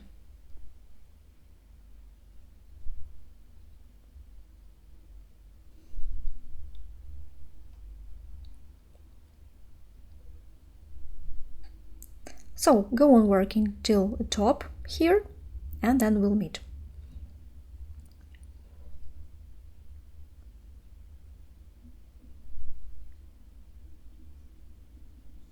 Almost ready. One more stitch, perhaps.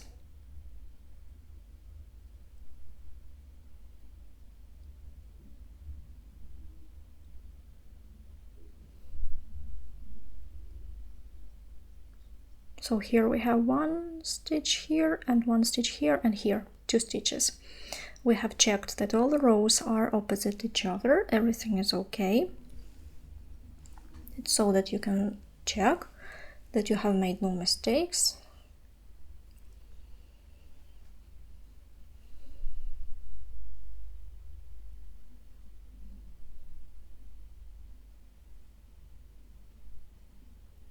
And so like this, we insert the last under the upper braid, under these 2 upper half loops, and into the half loop here. And then you come back into this opening as always.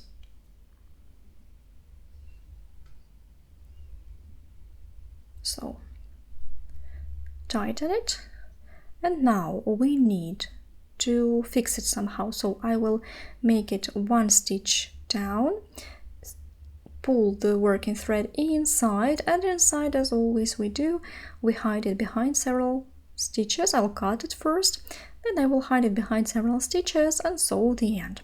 So let's have a look. That's how the side looks. I have sewn the free end already. And so now we can start sewing the other side.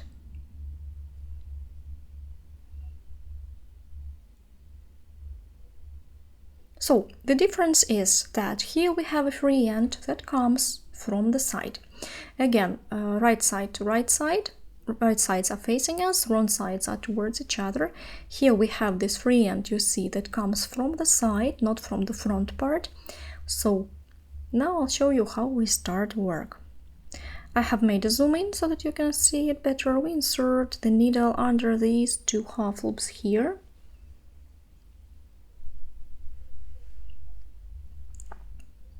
Under these 2 half loops, right? And then, so that we make the same pattern, the same seam here, we need either to start at once here, going down and repeating the pattern, or we will need to return once again here and then come back there. So kind of create, let's try it. I think it will fix it better, so I will return it here. So we kind of make as if it was coming from the front part, not from the side, as on the other side of the bag. So let's have a look whether this will give us the effect, whether this will look nice.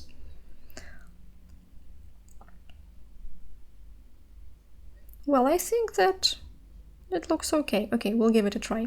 So now we just continue. We make here, insert it in the opening here, 1 row down, and here also 1 row down into the opening, and pull the working thread and return it into the same opening on this part. So previous time we made it vice versa, because we had a side on the left and the base on the right. Here we have the base on the left and the side on the right. So the same principle, we just have mirrored it and made it vice versa.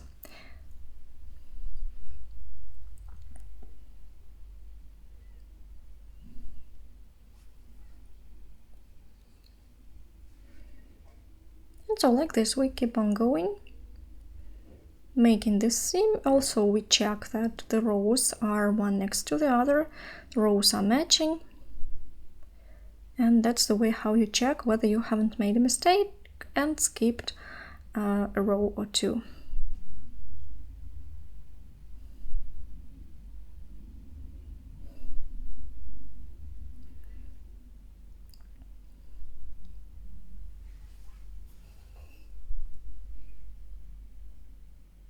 Now here I wanted to insert it here, but no, I need to return it first. So don't forget to return it and then go one step down and here.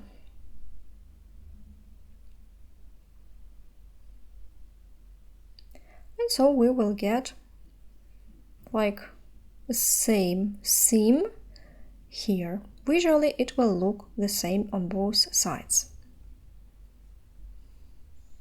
So like this we go on working down till the marker, till the corner, and then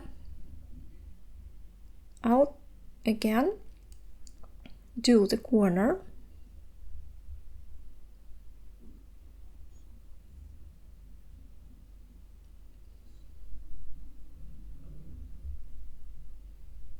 so as we did on the other side. So like this we go on moving down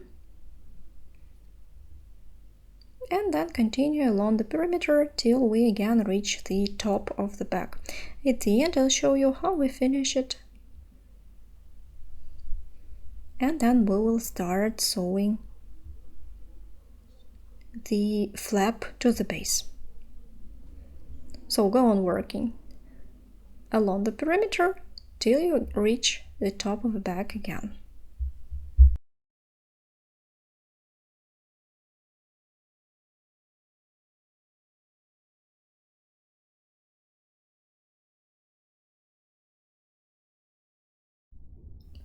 And so we finish this row, the other side. Several stitches left.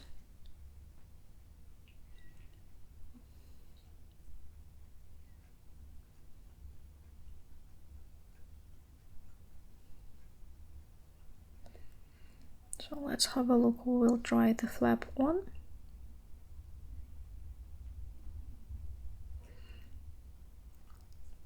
And we'll start sewing the flap. Tighten it here, the last stitch, then we return the needle. Likewise, we can here return it to the one row below and then leave it inside, leave it on the wrong side, then we'll hide it behind several stitches on the wrong side and sew in the end. So for the time being I'll just put it here. Let's have a look what we have here. So the base for the bag is ready, almost. Looks very nice. You see it's soft, but it keeps the shape nice. So now we'll take our flap. I haven't decided which side am I going to use, this one or this one. So here you can turn it any way you like because it's a square. I think that I like it like this.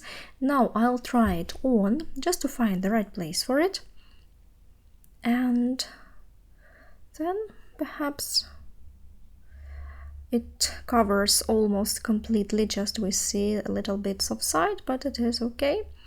And the flap is so massive, so it's okay. So before we start sewing it, we will try it on, fix it with needles, and then we will add the magnetic button and we'll be making the handle. So base is ready. I have already cut and sewn the free ends. So I take the flap and now I need to choose which side is going to be the right. So I have chosen this side. And now I will try it onto the bag.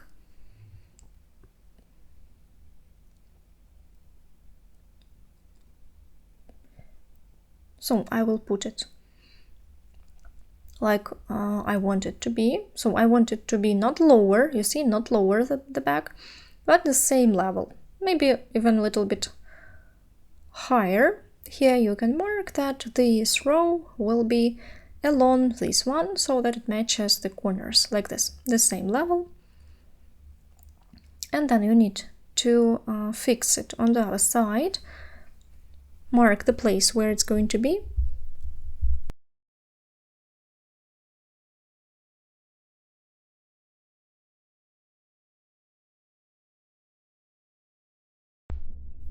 So I think that it's okay. I'm satisfied how it looks. So now I need to mark this place. Let's have a look. What do we have here? So here, the edge of the flap. First of all, whether it's okay. It's one stripe in length.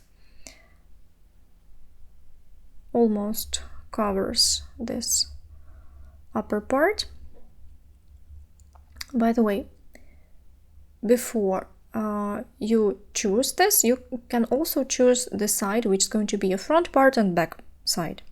So now we need to find the line according to which we're going to sew it. I'm going to use crocheting hook for this, 3.5 millimeters, and now I will just fix it in place along one of the rows. Let's say this. I'll take the first loop and have a look what row is going to be our mark here, this one or this one. Check again how it looks on the right side. So I'm going to sew along this line, along this one. I will make a seam. So now I'll show you how. I have fixed it, it will stay here so that we don't forget which we have chosen. That will be the place for the first stitch. And now I'll show you how we sew the flap to the base.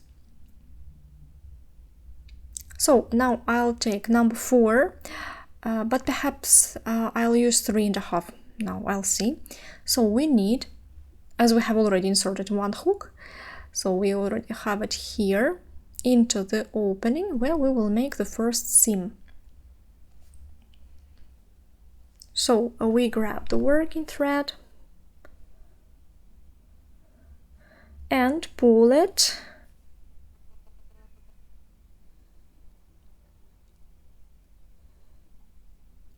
and through the flap here to the right side, through the braid on the flap.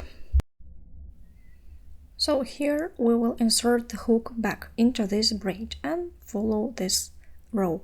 So insert it into the next braid just under 1/2 loop, and then I'll tighten this first loop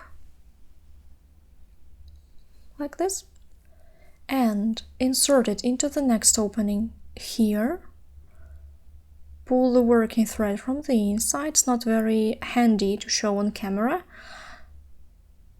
but it's really easy. And now through the loop on the hook. I'm using hook number 3.5 millimeters. Tighten it from the wrong side. Here I have a loop again. I insert into the next stitch here, pierce the stitch on the base, and so like this I go on.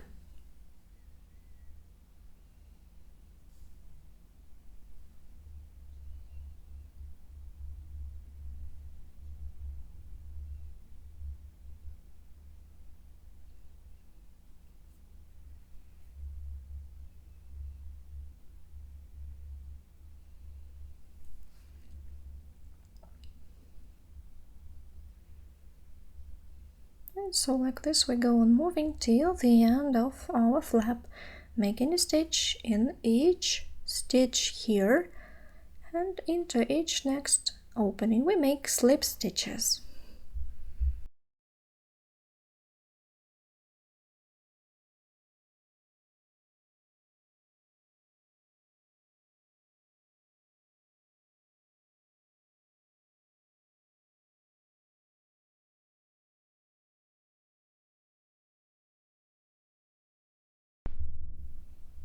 And follow one line, just make sure you follow one line here.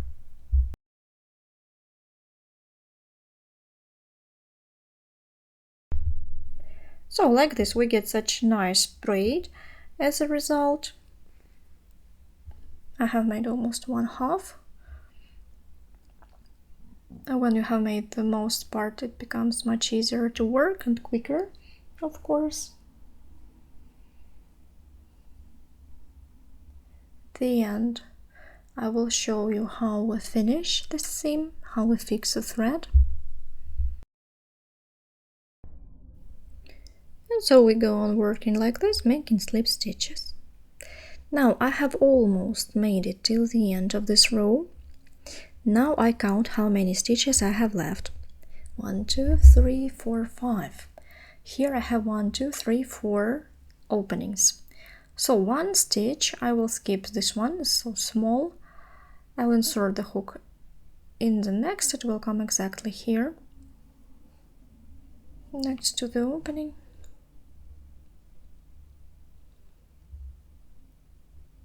And then go on working. You can't see that I have skipped anything, so if you have a different amount of stitches and openings, you can just skip one, it's okay, don't worry about it.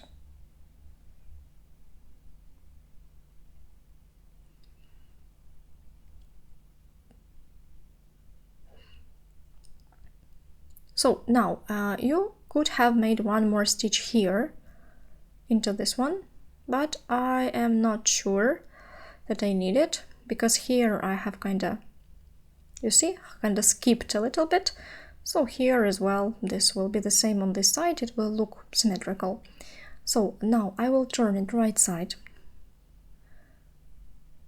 this way, have a look how it looks on the front of the bag. So in general I think looks great. It's straight, so straight that even this stitch I can leave it as it is.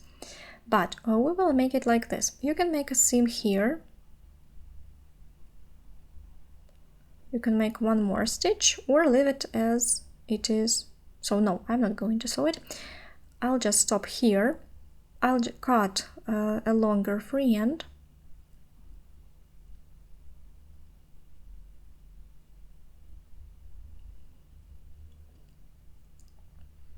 Now I will just pull it through the next opening. I'll pull it to the wrong side, inside the bag.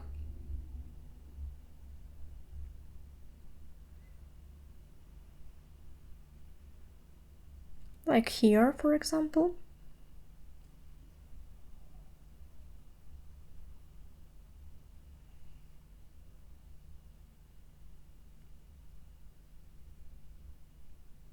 Pull it here. And then once again, let's have a look. Yeah, it looks okay, so we can continue. So this is our flap, it looks very nice and sewn absolutely straight along one row. On this side also. So what do we do here? These free ends inside, which we're using for sewing the flap, we have to hide them as we do usually under several stitches and then sew it with an ordinary thread. Again, I want to remind you that these polypropylene cord are capable of being just burnt or melted with lightener.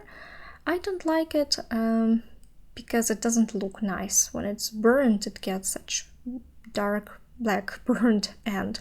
So I prefer to sew it, but if you don't want to, you can just cut it and burn the end with lightener, press it slightly to the base, it will remain put. It can be melted. This cord, polypropylene cord, can be easily melted. So I prefer to cut it, sew it with needle and thread, just to make sure it will remain there for sure. It's not the easiest way, but I think the best. So I'll make several more stitches here, pull it through several stitches, and then I'll cut it and sew it using ordinary thread and needle. Just sew it to the base. So I'll sew the free ends and then meet you. So now we are going to sew the magnetic button. I have sewn the flap, I have cut and sewn the free ends. Now the back looks almost complete, very nice. Now we need to start inserting magnetic button. To insert the magnetic button right, we need to find the right place. So I will just try it on. Before this, I'll put something inside the bag, something like paper, because I want to see its shape when there is something inside, like when I'm using it, how it's going to look. And so when you put the flap on, you understand how it's going to look when there will be something inside the bag. So now I'll take magnetic buttons. I decided to make such golden buttons. It's not ordinary, it's a little contrastive of cool mint and golden accessories. So I have one idea, but let's start with magnetic buttons. Let's start sewing magnetic buttons. We start with this thinner part and we sew it here, and then the thicker one will be sewn here. So now I'll show you how we find the place and how we sew the magnetic button. So one we sew together and the other you'll be able to sew on your own according to the same principle. So let's start. I have prepared some thread and matching color. It's a little lighter, but I think it will be okay. I just don't have the one exactly matching, so I think nevertheless it will be okay for sewing the magnetic button. So what do we do here? We take our magnetic button. First of all, we need to find in general where we're going to insert it, how the flap is, so that it's easy to just easily put it there and put it onto the magnet, so that you don't have to stretch it, you don't have to pull it. So don't make it at the very edge here, it will not look nice, because it will be difficult to close it. So you need to place it a little bit lower here, approximately. And then when you have sewn one part, you will center the other part according to the first one, and we'll see. So let's find the first place for this part.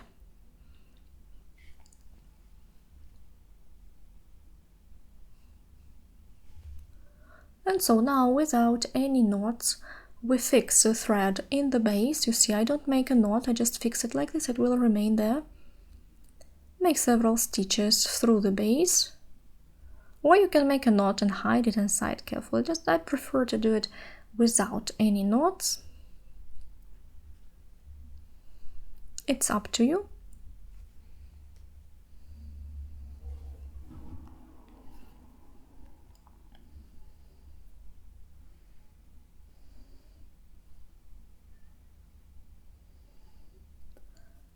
And you can pierce it if you have a matching color.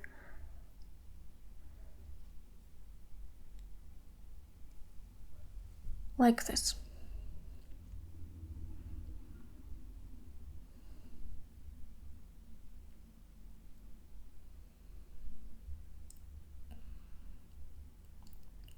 Like this. You see I have pierced it through the flap, and as I have a matching color, I'm not afraid. Now I'll make the teeny tiny stitch on this side, approximately almost the same place here, pierce it back.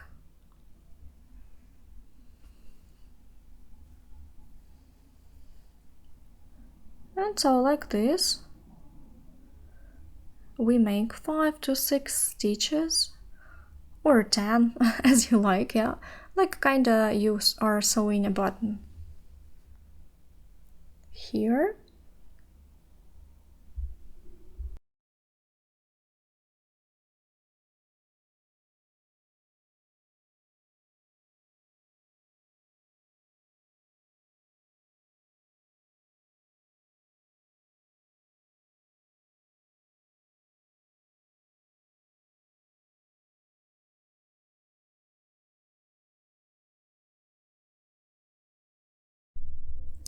And so here I will make one more stitch, and without piercing through, I will just pierce it like this, and then approximately here where I have the second hole on this button.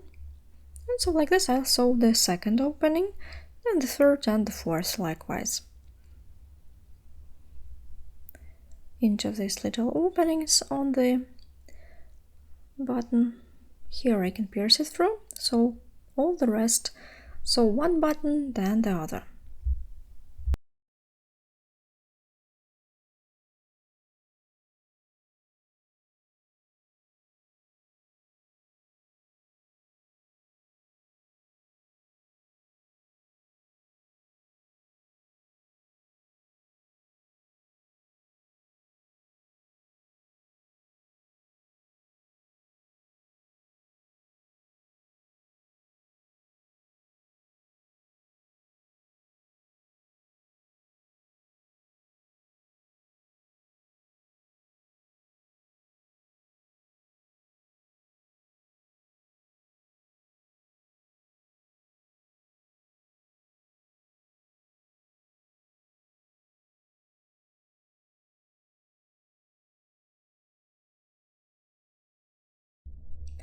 And then again I go to the next one.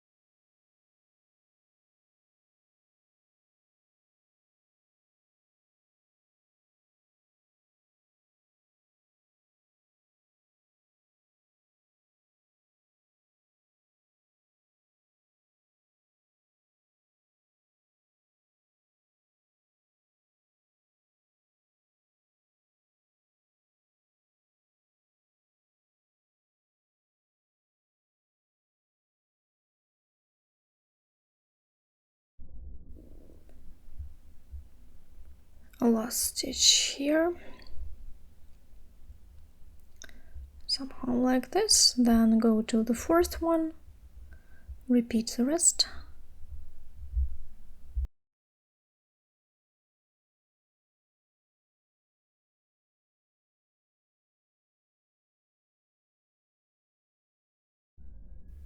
So now last piece, and this button will be sewn.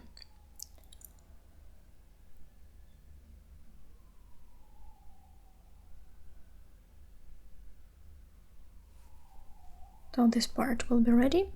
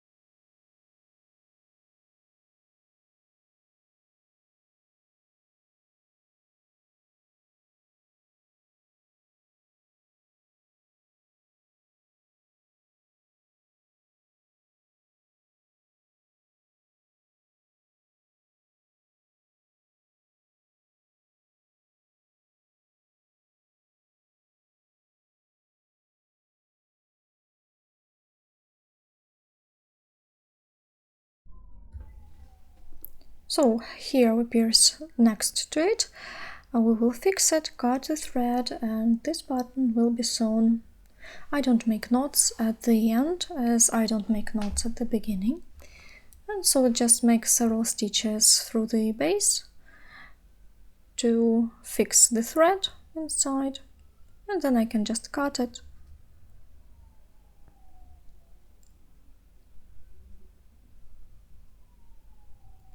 And then I'll show you how we find the right place for the other part of the button.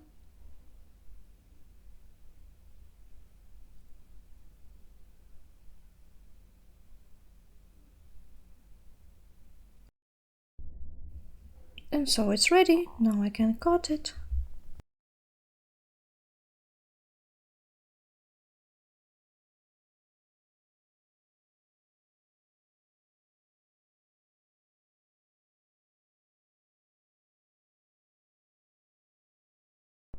And so I have cut the thread, and now we need to find the right place to center the flap.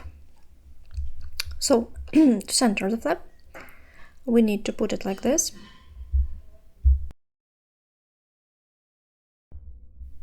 So now we need to mark the place for the second part of the magnetic button. For this, I'll take some sewing pins, close the bag, make sure that it looks okay. Have a look how it will look perfect in which position. So I think that like this it will be okay. And so now I need to find this second part. So if it was closed, then it will be like this.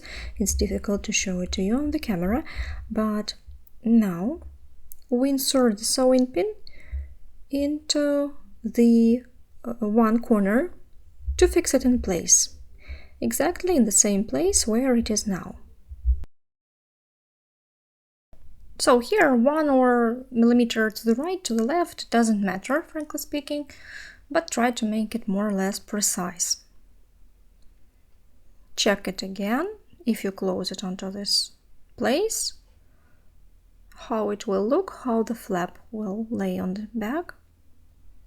If it is like this, I think it will be okay. So I can go on working. Just make sure you don't shift it to the right or to the left, yeah? So here, higher or lower doesn't matter, but to the right and to the left you don't shift it. Now I will take this paper, this stuff out of the bag. Here you can make a knot. It doesn't matter because we're going to make lining anyway. And here we will sew it from inside outside.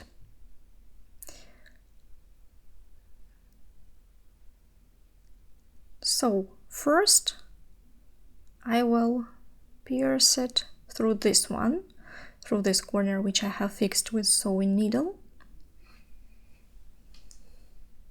Sewing pin, that is. Don't take off the sewing pin, so that you see where it should be. So you remember that this was the left bottom corner. Yeah, so if now it starts rolling around, it's okay, don't worry. And now you just sew this corner like a button. I go here and there, back and forth.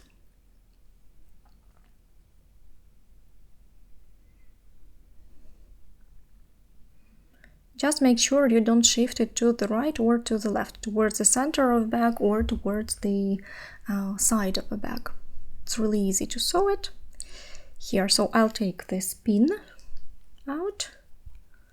It is already fixed. And then I can go on.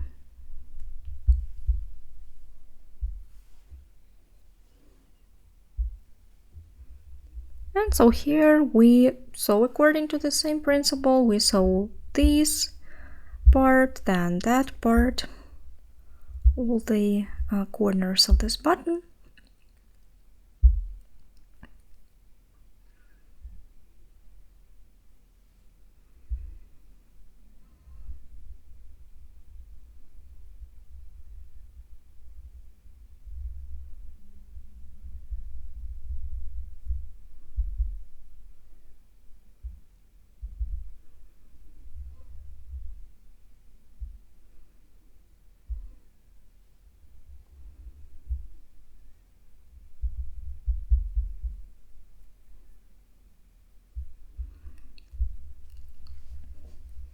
Here, ready. Now the next one.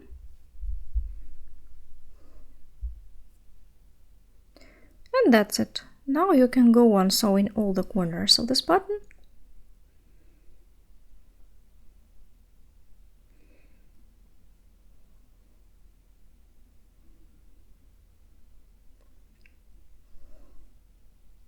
Then we'll need to check again whether the position of the button is okay.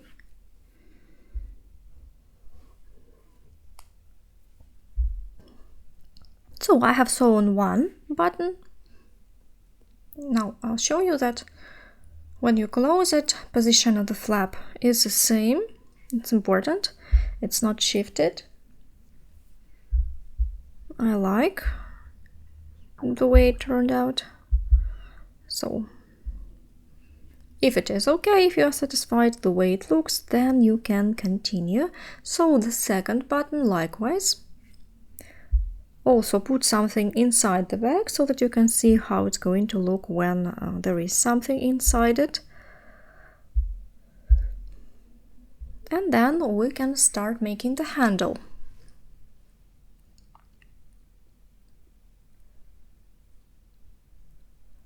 So I have already sewn both buttons on the flap.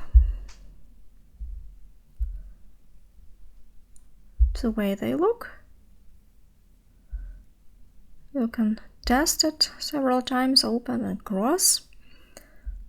And so now let's speak about the handles. For this bag I have chosen such golden accessories, lobster clasps. So you can attach these clasps here. You can attach them on side or on the flap. I do not recommend you to attach it on the flap here. I prefer to attach it on top. I'll show you. If the cord is so soft, then we can attach it on the top of the flap. So first I'll make the handle and then I'll attach it. I'll show you several other options as well. This one, for example. Here I have attached the handle to the side, as you see. I took this circle, I have sewn it to the side because this side is thick and it keeps the shape. It's not soft. And using the same cord, by the way, I have chosen a leather handle. And I have chosen these clasps fixed on the flap also. Also looks okay, so it's up to you how you prefer it better. So I have inserted the clasps onto the flap and now I'll start making the handle.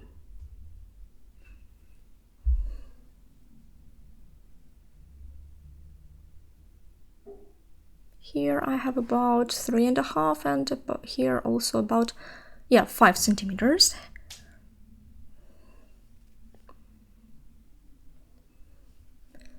So I'm going to make a handle that I can use as a shoulder strap and I'm not going to make it too thick. So perhaps I will make it 3.5, then make it a little bit wider. So that when we attach these lobster clasps, it's not too wide. Okay, so now I show you how I start working the belt and we will continue. So we start as always, leave a long end, about 30 centimeters of a free end, so that you can join it with a lobster clasp later. We make the first 0 stitch as we usually do. So this one, we don't count it as a stitch.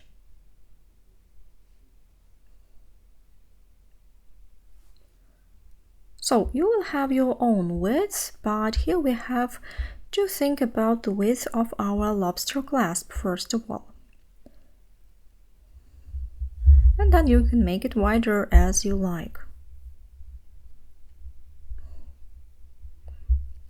So here we have to make 5 chains plus 1 chain to start. 5, 6. We work into the back half loops now, so it will be single crochets as we made it for the base.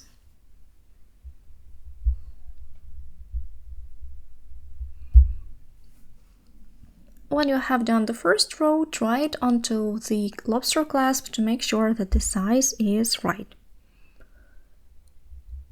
But if you don't get into the size, you can take another hook, because you have your own lobster clasp, you have your own size, your gauge. Maybe you will have to make one stitch less or more. Maybe you can take a smaller hook, so here it's absolutely up to you.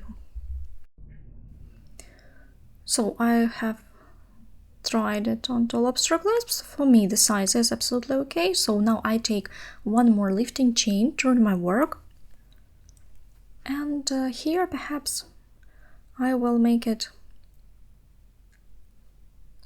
2 more increases, so I'll make them at once. First will be just into the upper half loop as we did the base and all the rest. And here we'll make increases. So how do we make increases? We insert the hook here and make a stitch 1, then into the same opening under the same half loop we insert the hook again and make 1 more single crochet. So we have made 2 single crochets into 1 now.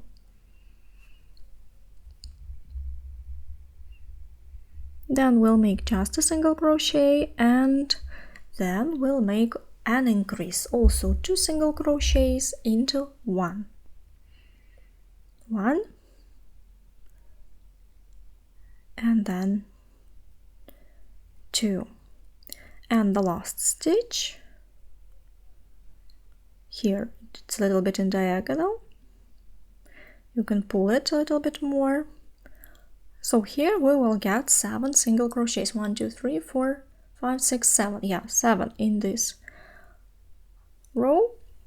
And now we already start making a wider part of the belt. So this belt will be made of 7 single crochets. So we go on working without any increases. So here we work back and forth 7 stitches, but as you work, you make as many rows as you need.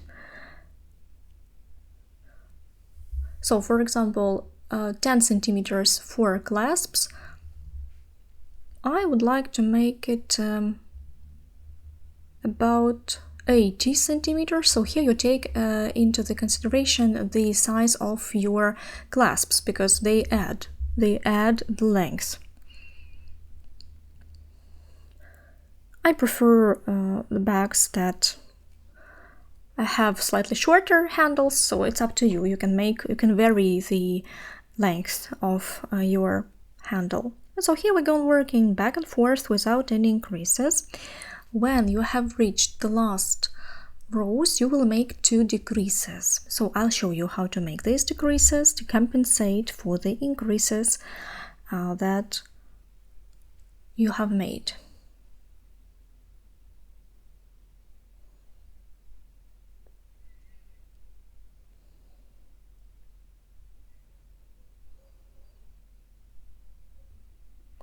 And so then I will tell you how to finish. Go on working the amount of rows that you need for your length.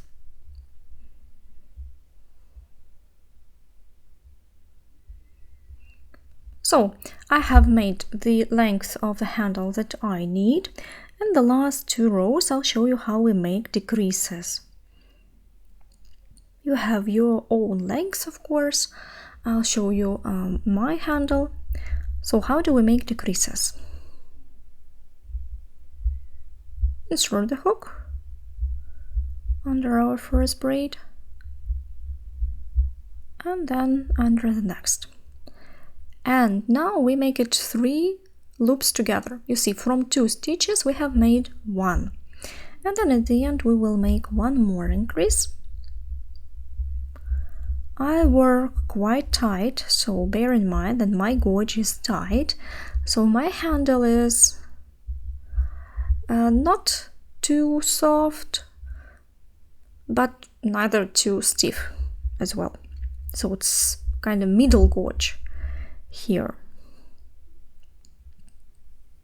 And so here, last 2 stitches, here we have to make the decrease. We insert the hook, but don't finish the stitch. We insert the hook into the next, and now finish it 3 together.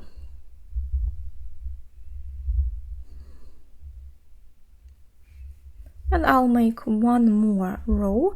In my case, this will be 5 single crochets. I'll just make them, and at this I will stop.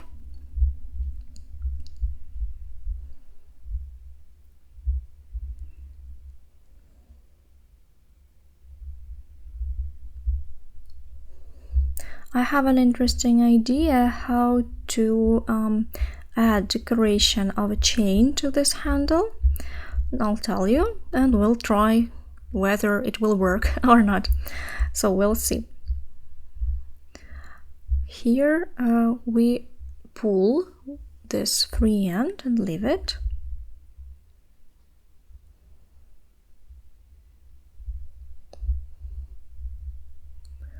Don't make it too long, like this will do.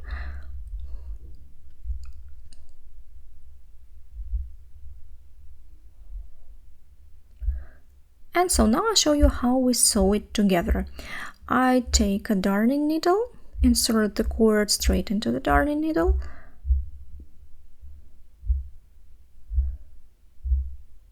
if the end starts fraying, you can sew it, fix it, as I have already shown you how to fix it. And then you take your lobster clasp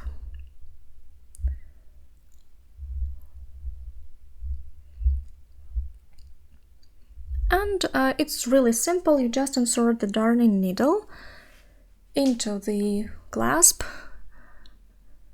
into this holder, so to say, and then back into the stitch. You go along this braid, the top braid. You see, perhaps I have pierced the cord in the middle. You need not to pierce the cord, but to insert it into the opening between the cords here.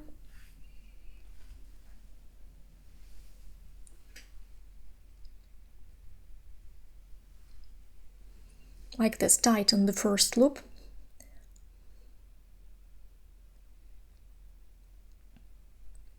Make 2 stitches in each opening to get the amount of loops on the clasp that you need.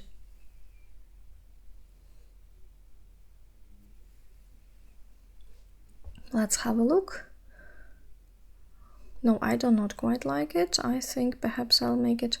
So you see, I want to avoid gaps. I don't want to get the gaps between the loops. Right, like this.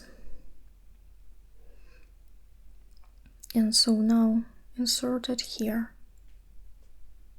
I have to learn the work, it's easier for me to work like this. And again.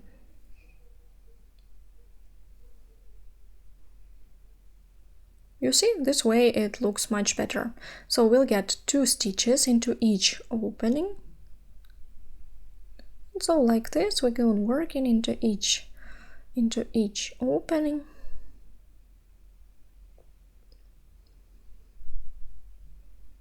We insert the needle 2 times. So here we have 5 stitches, which makes it 10 stitches. 5 times 2, yeah, 10.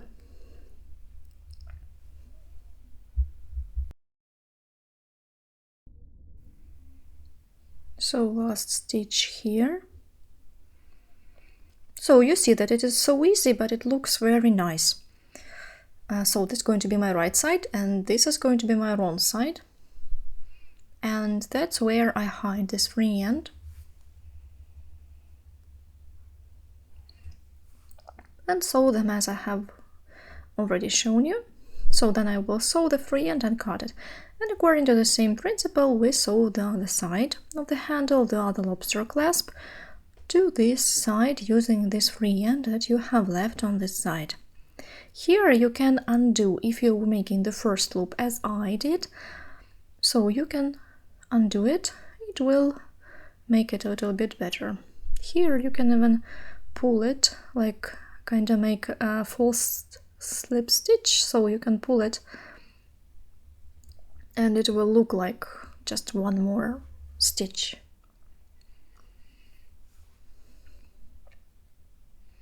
And then you sew the lobster clasp as we did on the other side.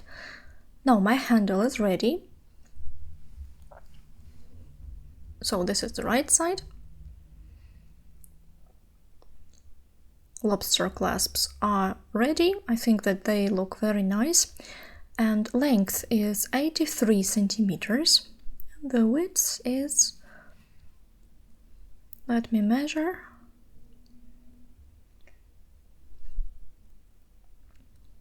The width is 5.5 centimeters. So I have one idea. I wanna try it out. Not sure that it will work. So I want to make it a little bit festive option and add such a chain in the center of the shoulder strap. I think that it will look, if you like such glamorous look, maybe you will like it. Okay, I'll try it. Let's try it. You can always leave it as it is. Maybe I'll leave it, maybe I'll take it off, but I want to try it.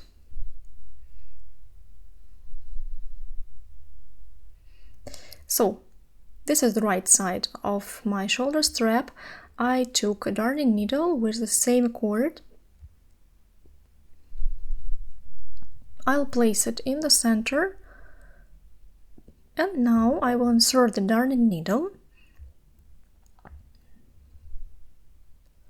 here between the first and the second row. Between the row of trimming and the first row, that is, I'll leave a small end so that I can fix it on the wrong side. So let's have a look how we can. And now by making such loops into the chain. By the way, I think that if you have several options of chains, you can try them out and also try several kinds of chains. Maybe a smaller chain will be better. Maybe even than this one that I'm using. The smaller the better, but we'll see. 1, 2, 3, 4, 5. I think that in each 5 chain I will insert the needle. So here we have our 3 ends. Then we'll skip 5, 1, 2, 3, 4, 5 and insert it in the center here to fix the next one. And into the same opening, insert the needle. So you return the needle into the same opening.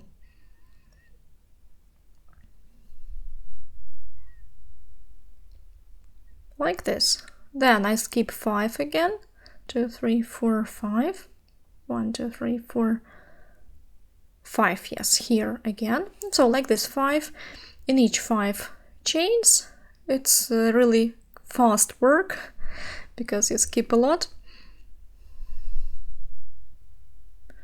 I have already tried it on a sample, so I think that maybe it will look nice.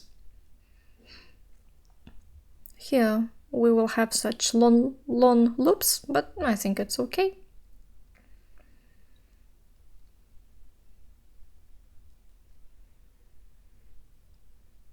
So if, for example, you worry that it will hinder on the shoulder, you can take it off.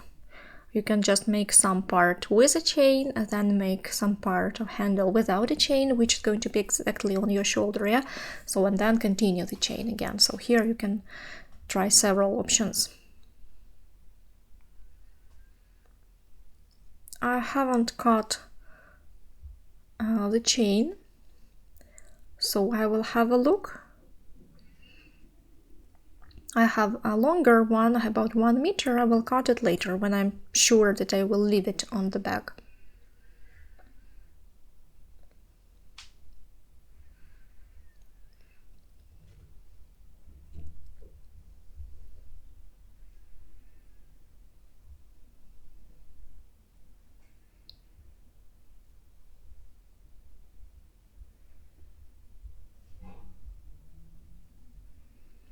So I think that you see the principle. So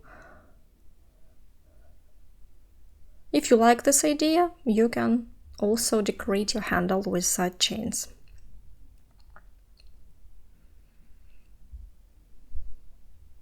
So I have added the chain on the handle, all along the handle. I haven't fixed it yet though, because I'm still thinking. So several last chains were 3, because if you want to make the same amount, so then you just need to separate the chain so that on top you have 5 pieces, and then somewhere in the middle you will have 3. I'll leave it as it is. So the other side looks like this. So tighten all the loops, make sure that you don't have them loose before you stop or before you cut and sew the free ends. So, and decide for yourself whether you want to make a seam into each chain if you prefer, or maybe you have some other ideas. So here you are absolutely free to add something. I think I will leave it because I like it. I like the way it looks. I think that maybe I will make several straps. One strap will be without a chain and one strap will be with a chain, because I like bags. I have a great collection of them, a collection of straps as well. So let's fix the free ends.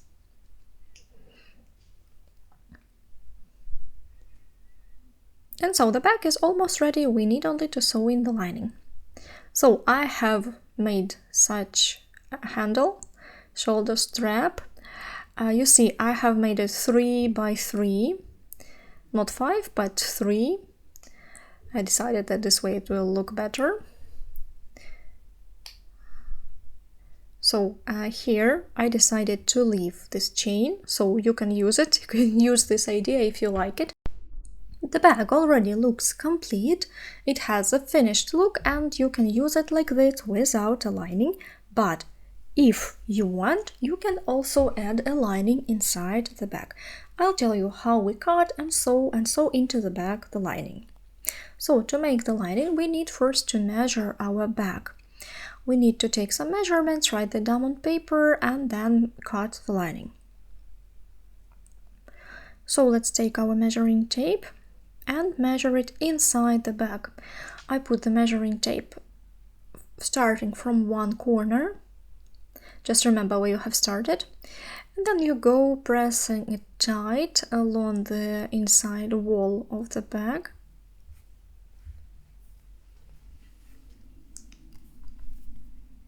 Like this. Measure it nicely here in the corners.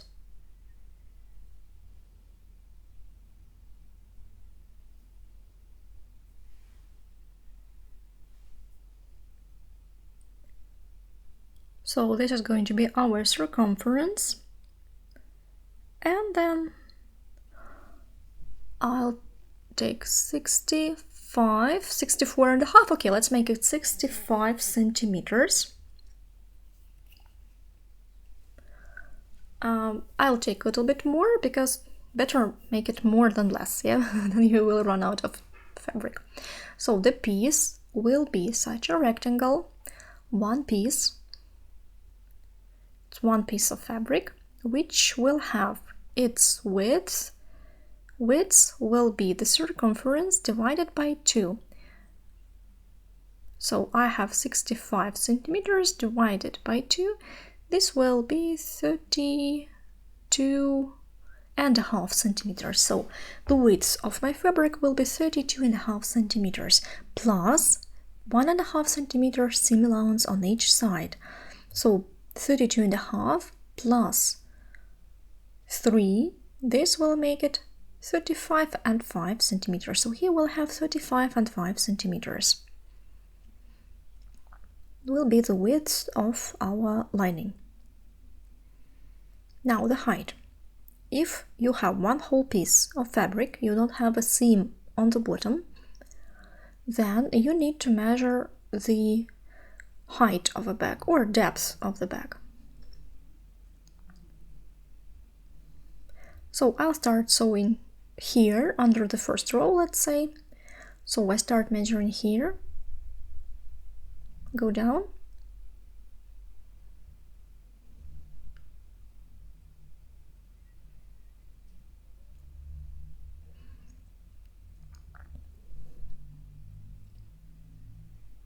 I have 31 centimeter.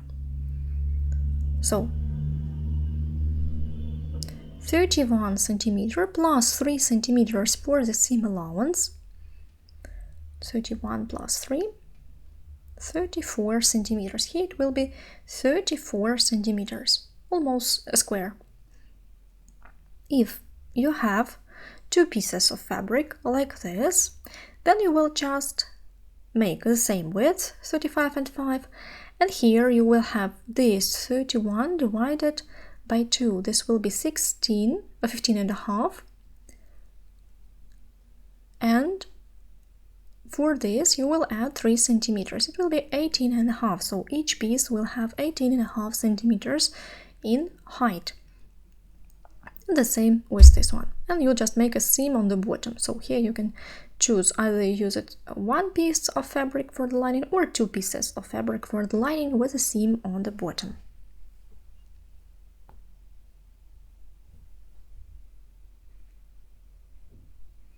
So I'm going to use this fabric. I think this is stable. So what do we do now?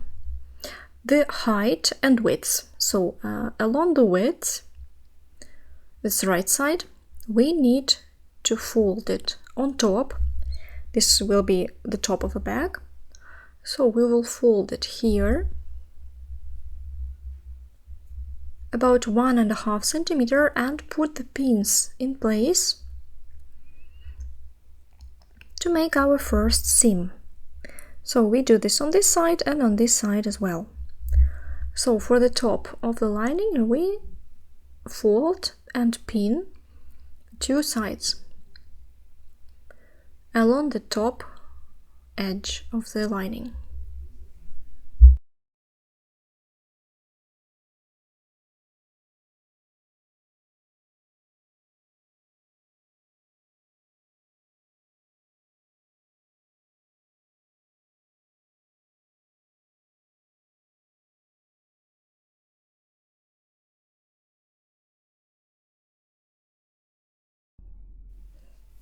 So on this side as well, I will fold 1.5. You fold it from the right side.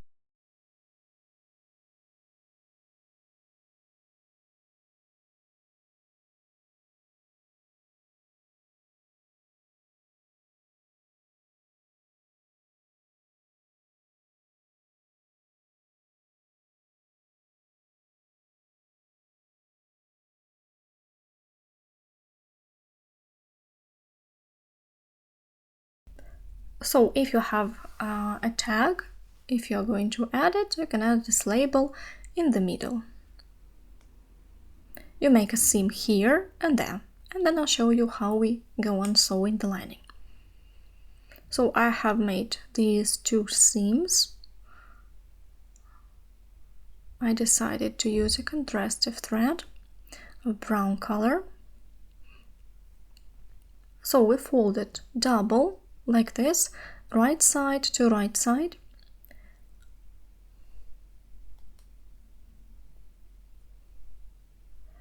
And now we need to make two seams on the sides, also mark 1.5 centimeter and make a seam here one, and there on the other side also, and make a seam on the sides. Also do it at once on both sides. It's easier when you have fixed them with these sewing pins, it will be much easier. And on this side as well. On this side as well, insert sewing pins and make 2 seams.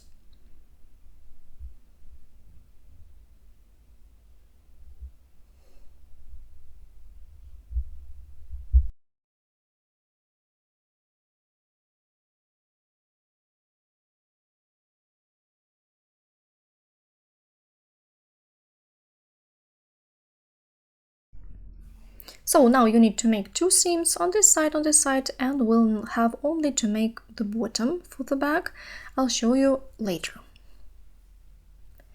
Now that you have made these 2 side seams, you can now open your lining. And you need to make the bottom. For this, you open the corner like this. So you find this middle side seam, open it like this, and you find the place. Here you are on the wrong side. You need to make a seam exactly where the width will be the same as the width of your bottom. So I have 6 centimeters, and I'll put it like this. Here you can draw a line or have a look that you have 3 centimeters on each side. So here I prefer to use a ruler.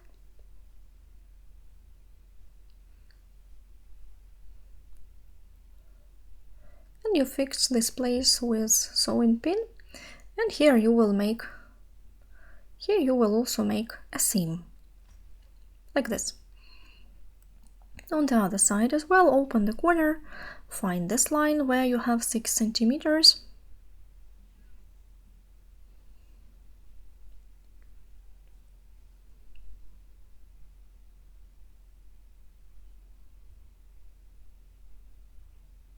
It's here. By the way, I forgot to tell you whether if you are making this from 2, then you will have 1 more seam in the middle, which you will make after the side seams, of course, and only after this you make the corners. So here we make the seam and it's ready. So our lining is ready. We have made the corners for the bottom. So like this we will insert it into the bag.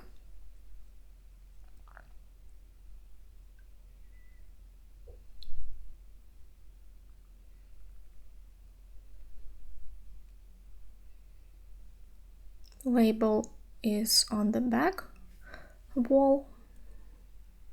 As the bag is small, I will not pin it in place with sewing pins. You can do this, so we can now spread the fabric, pin it in place with sewing pins. It will be easier for you. If for you it is difficult to sew it, you pin it in place, and after this you sew it. When I do small bags, I can do it without pinning in place. So now I'll show you how we sew the lining into the bag. I sew it using my method. It's an invisible seam. I think it's a really good idea for such things as sewing in the lining.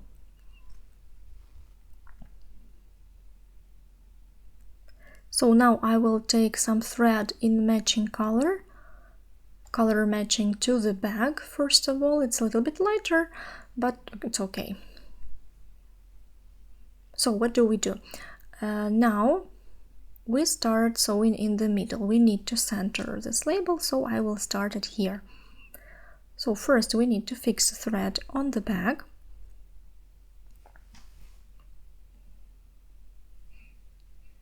Fix it here.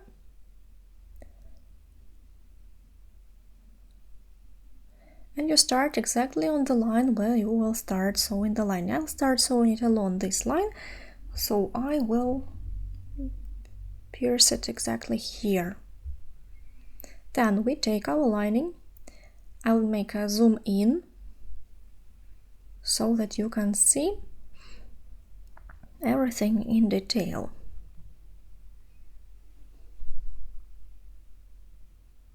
Like this. Now you will be able to see it better. So again, find the center of this lining.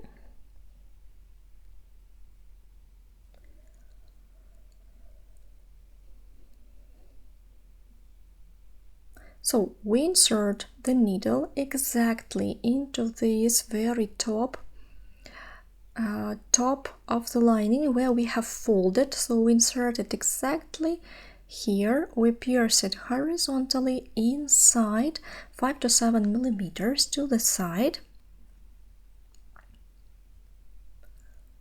like this. See? You pierce it into the fold, pull the needle inside a little bit, tighten it, and then make a seam into the bag again. And so now you can pierce it through. If you have a matching color of thread, you can just pierce it through, make a little seam, return it almost into the same opening,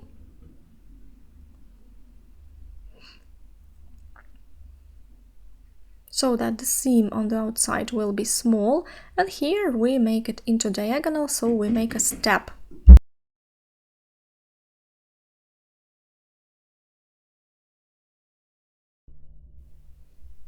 And so we repeat this. We pierce it right on the top of this fold and then into the base.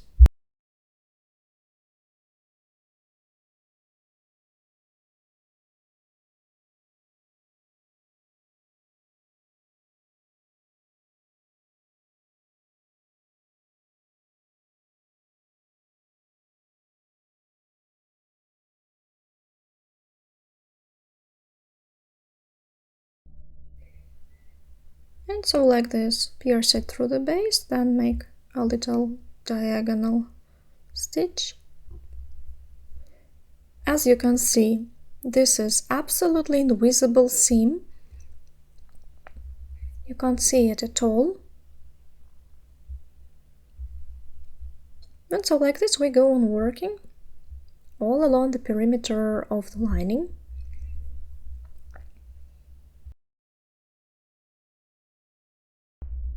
I don't sew the bottom of the bag, it remains put. So I just sew the upper part of the lining. So let's make it till the beginning. And then here I'll show you how we finish this seam.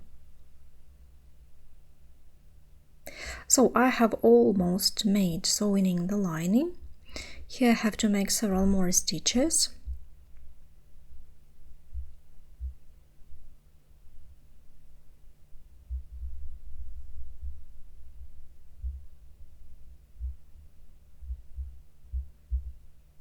You see it goes along one edge, really nice, and one more stitch, and then I'll show you how to finish the seam, how to fix the thread. Here it's really easy.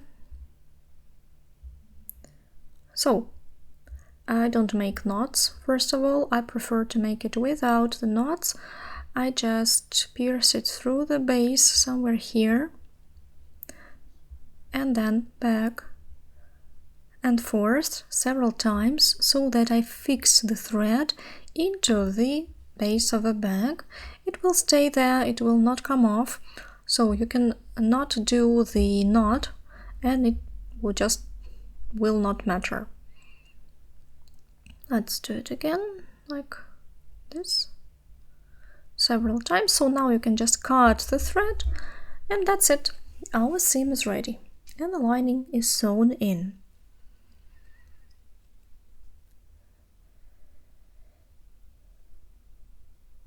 So that's the finished look. You see the seam is absolutely invisible, you can't see it. And now our bag is ready. This is now the finished look. I've found the name for it. I'll call it Barcelona bag. So now your Barcelona bag is ready. Absolutely complete, finished look. Looks perfect on all the sides. Now I will add the handle. And now it is completely ready. I think it's a very chic bag. It's very handy and absolutely complete. So thank you for watching this masterclass. I am very thankful that you have chosen it. I hope that your bags will turn out perfectly. Thank you for watching. Thank you for choosing this masterclass.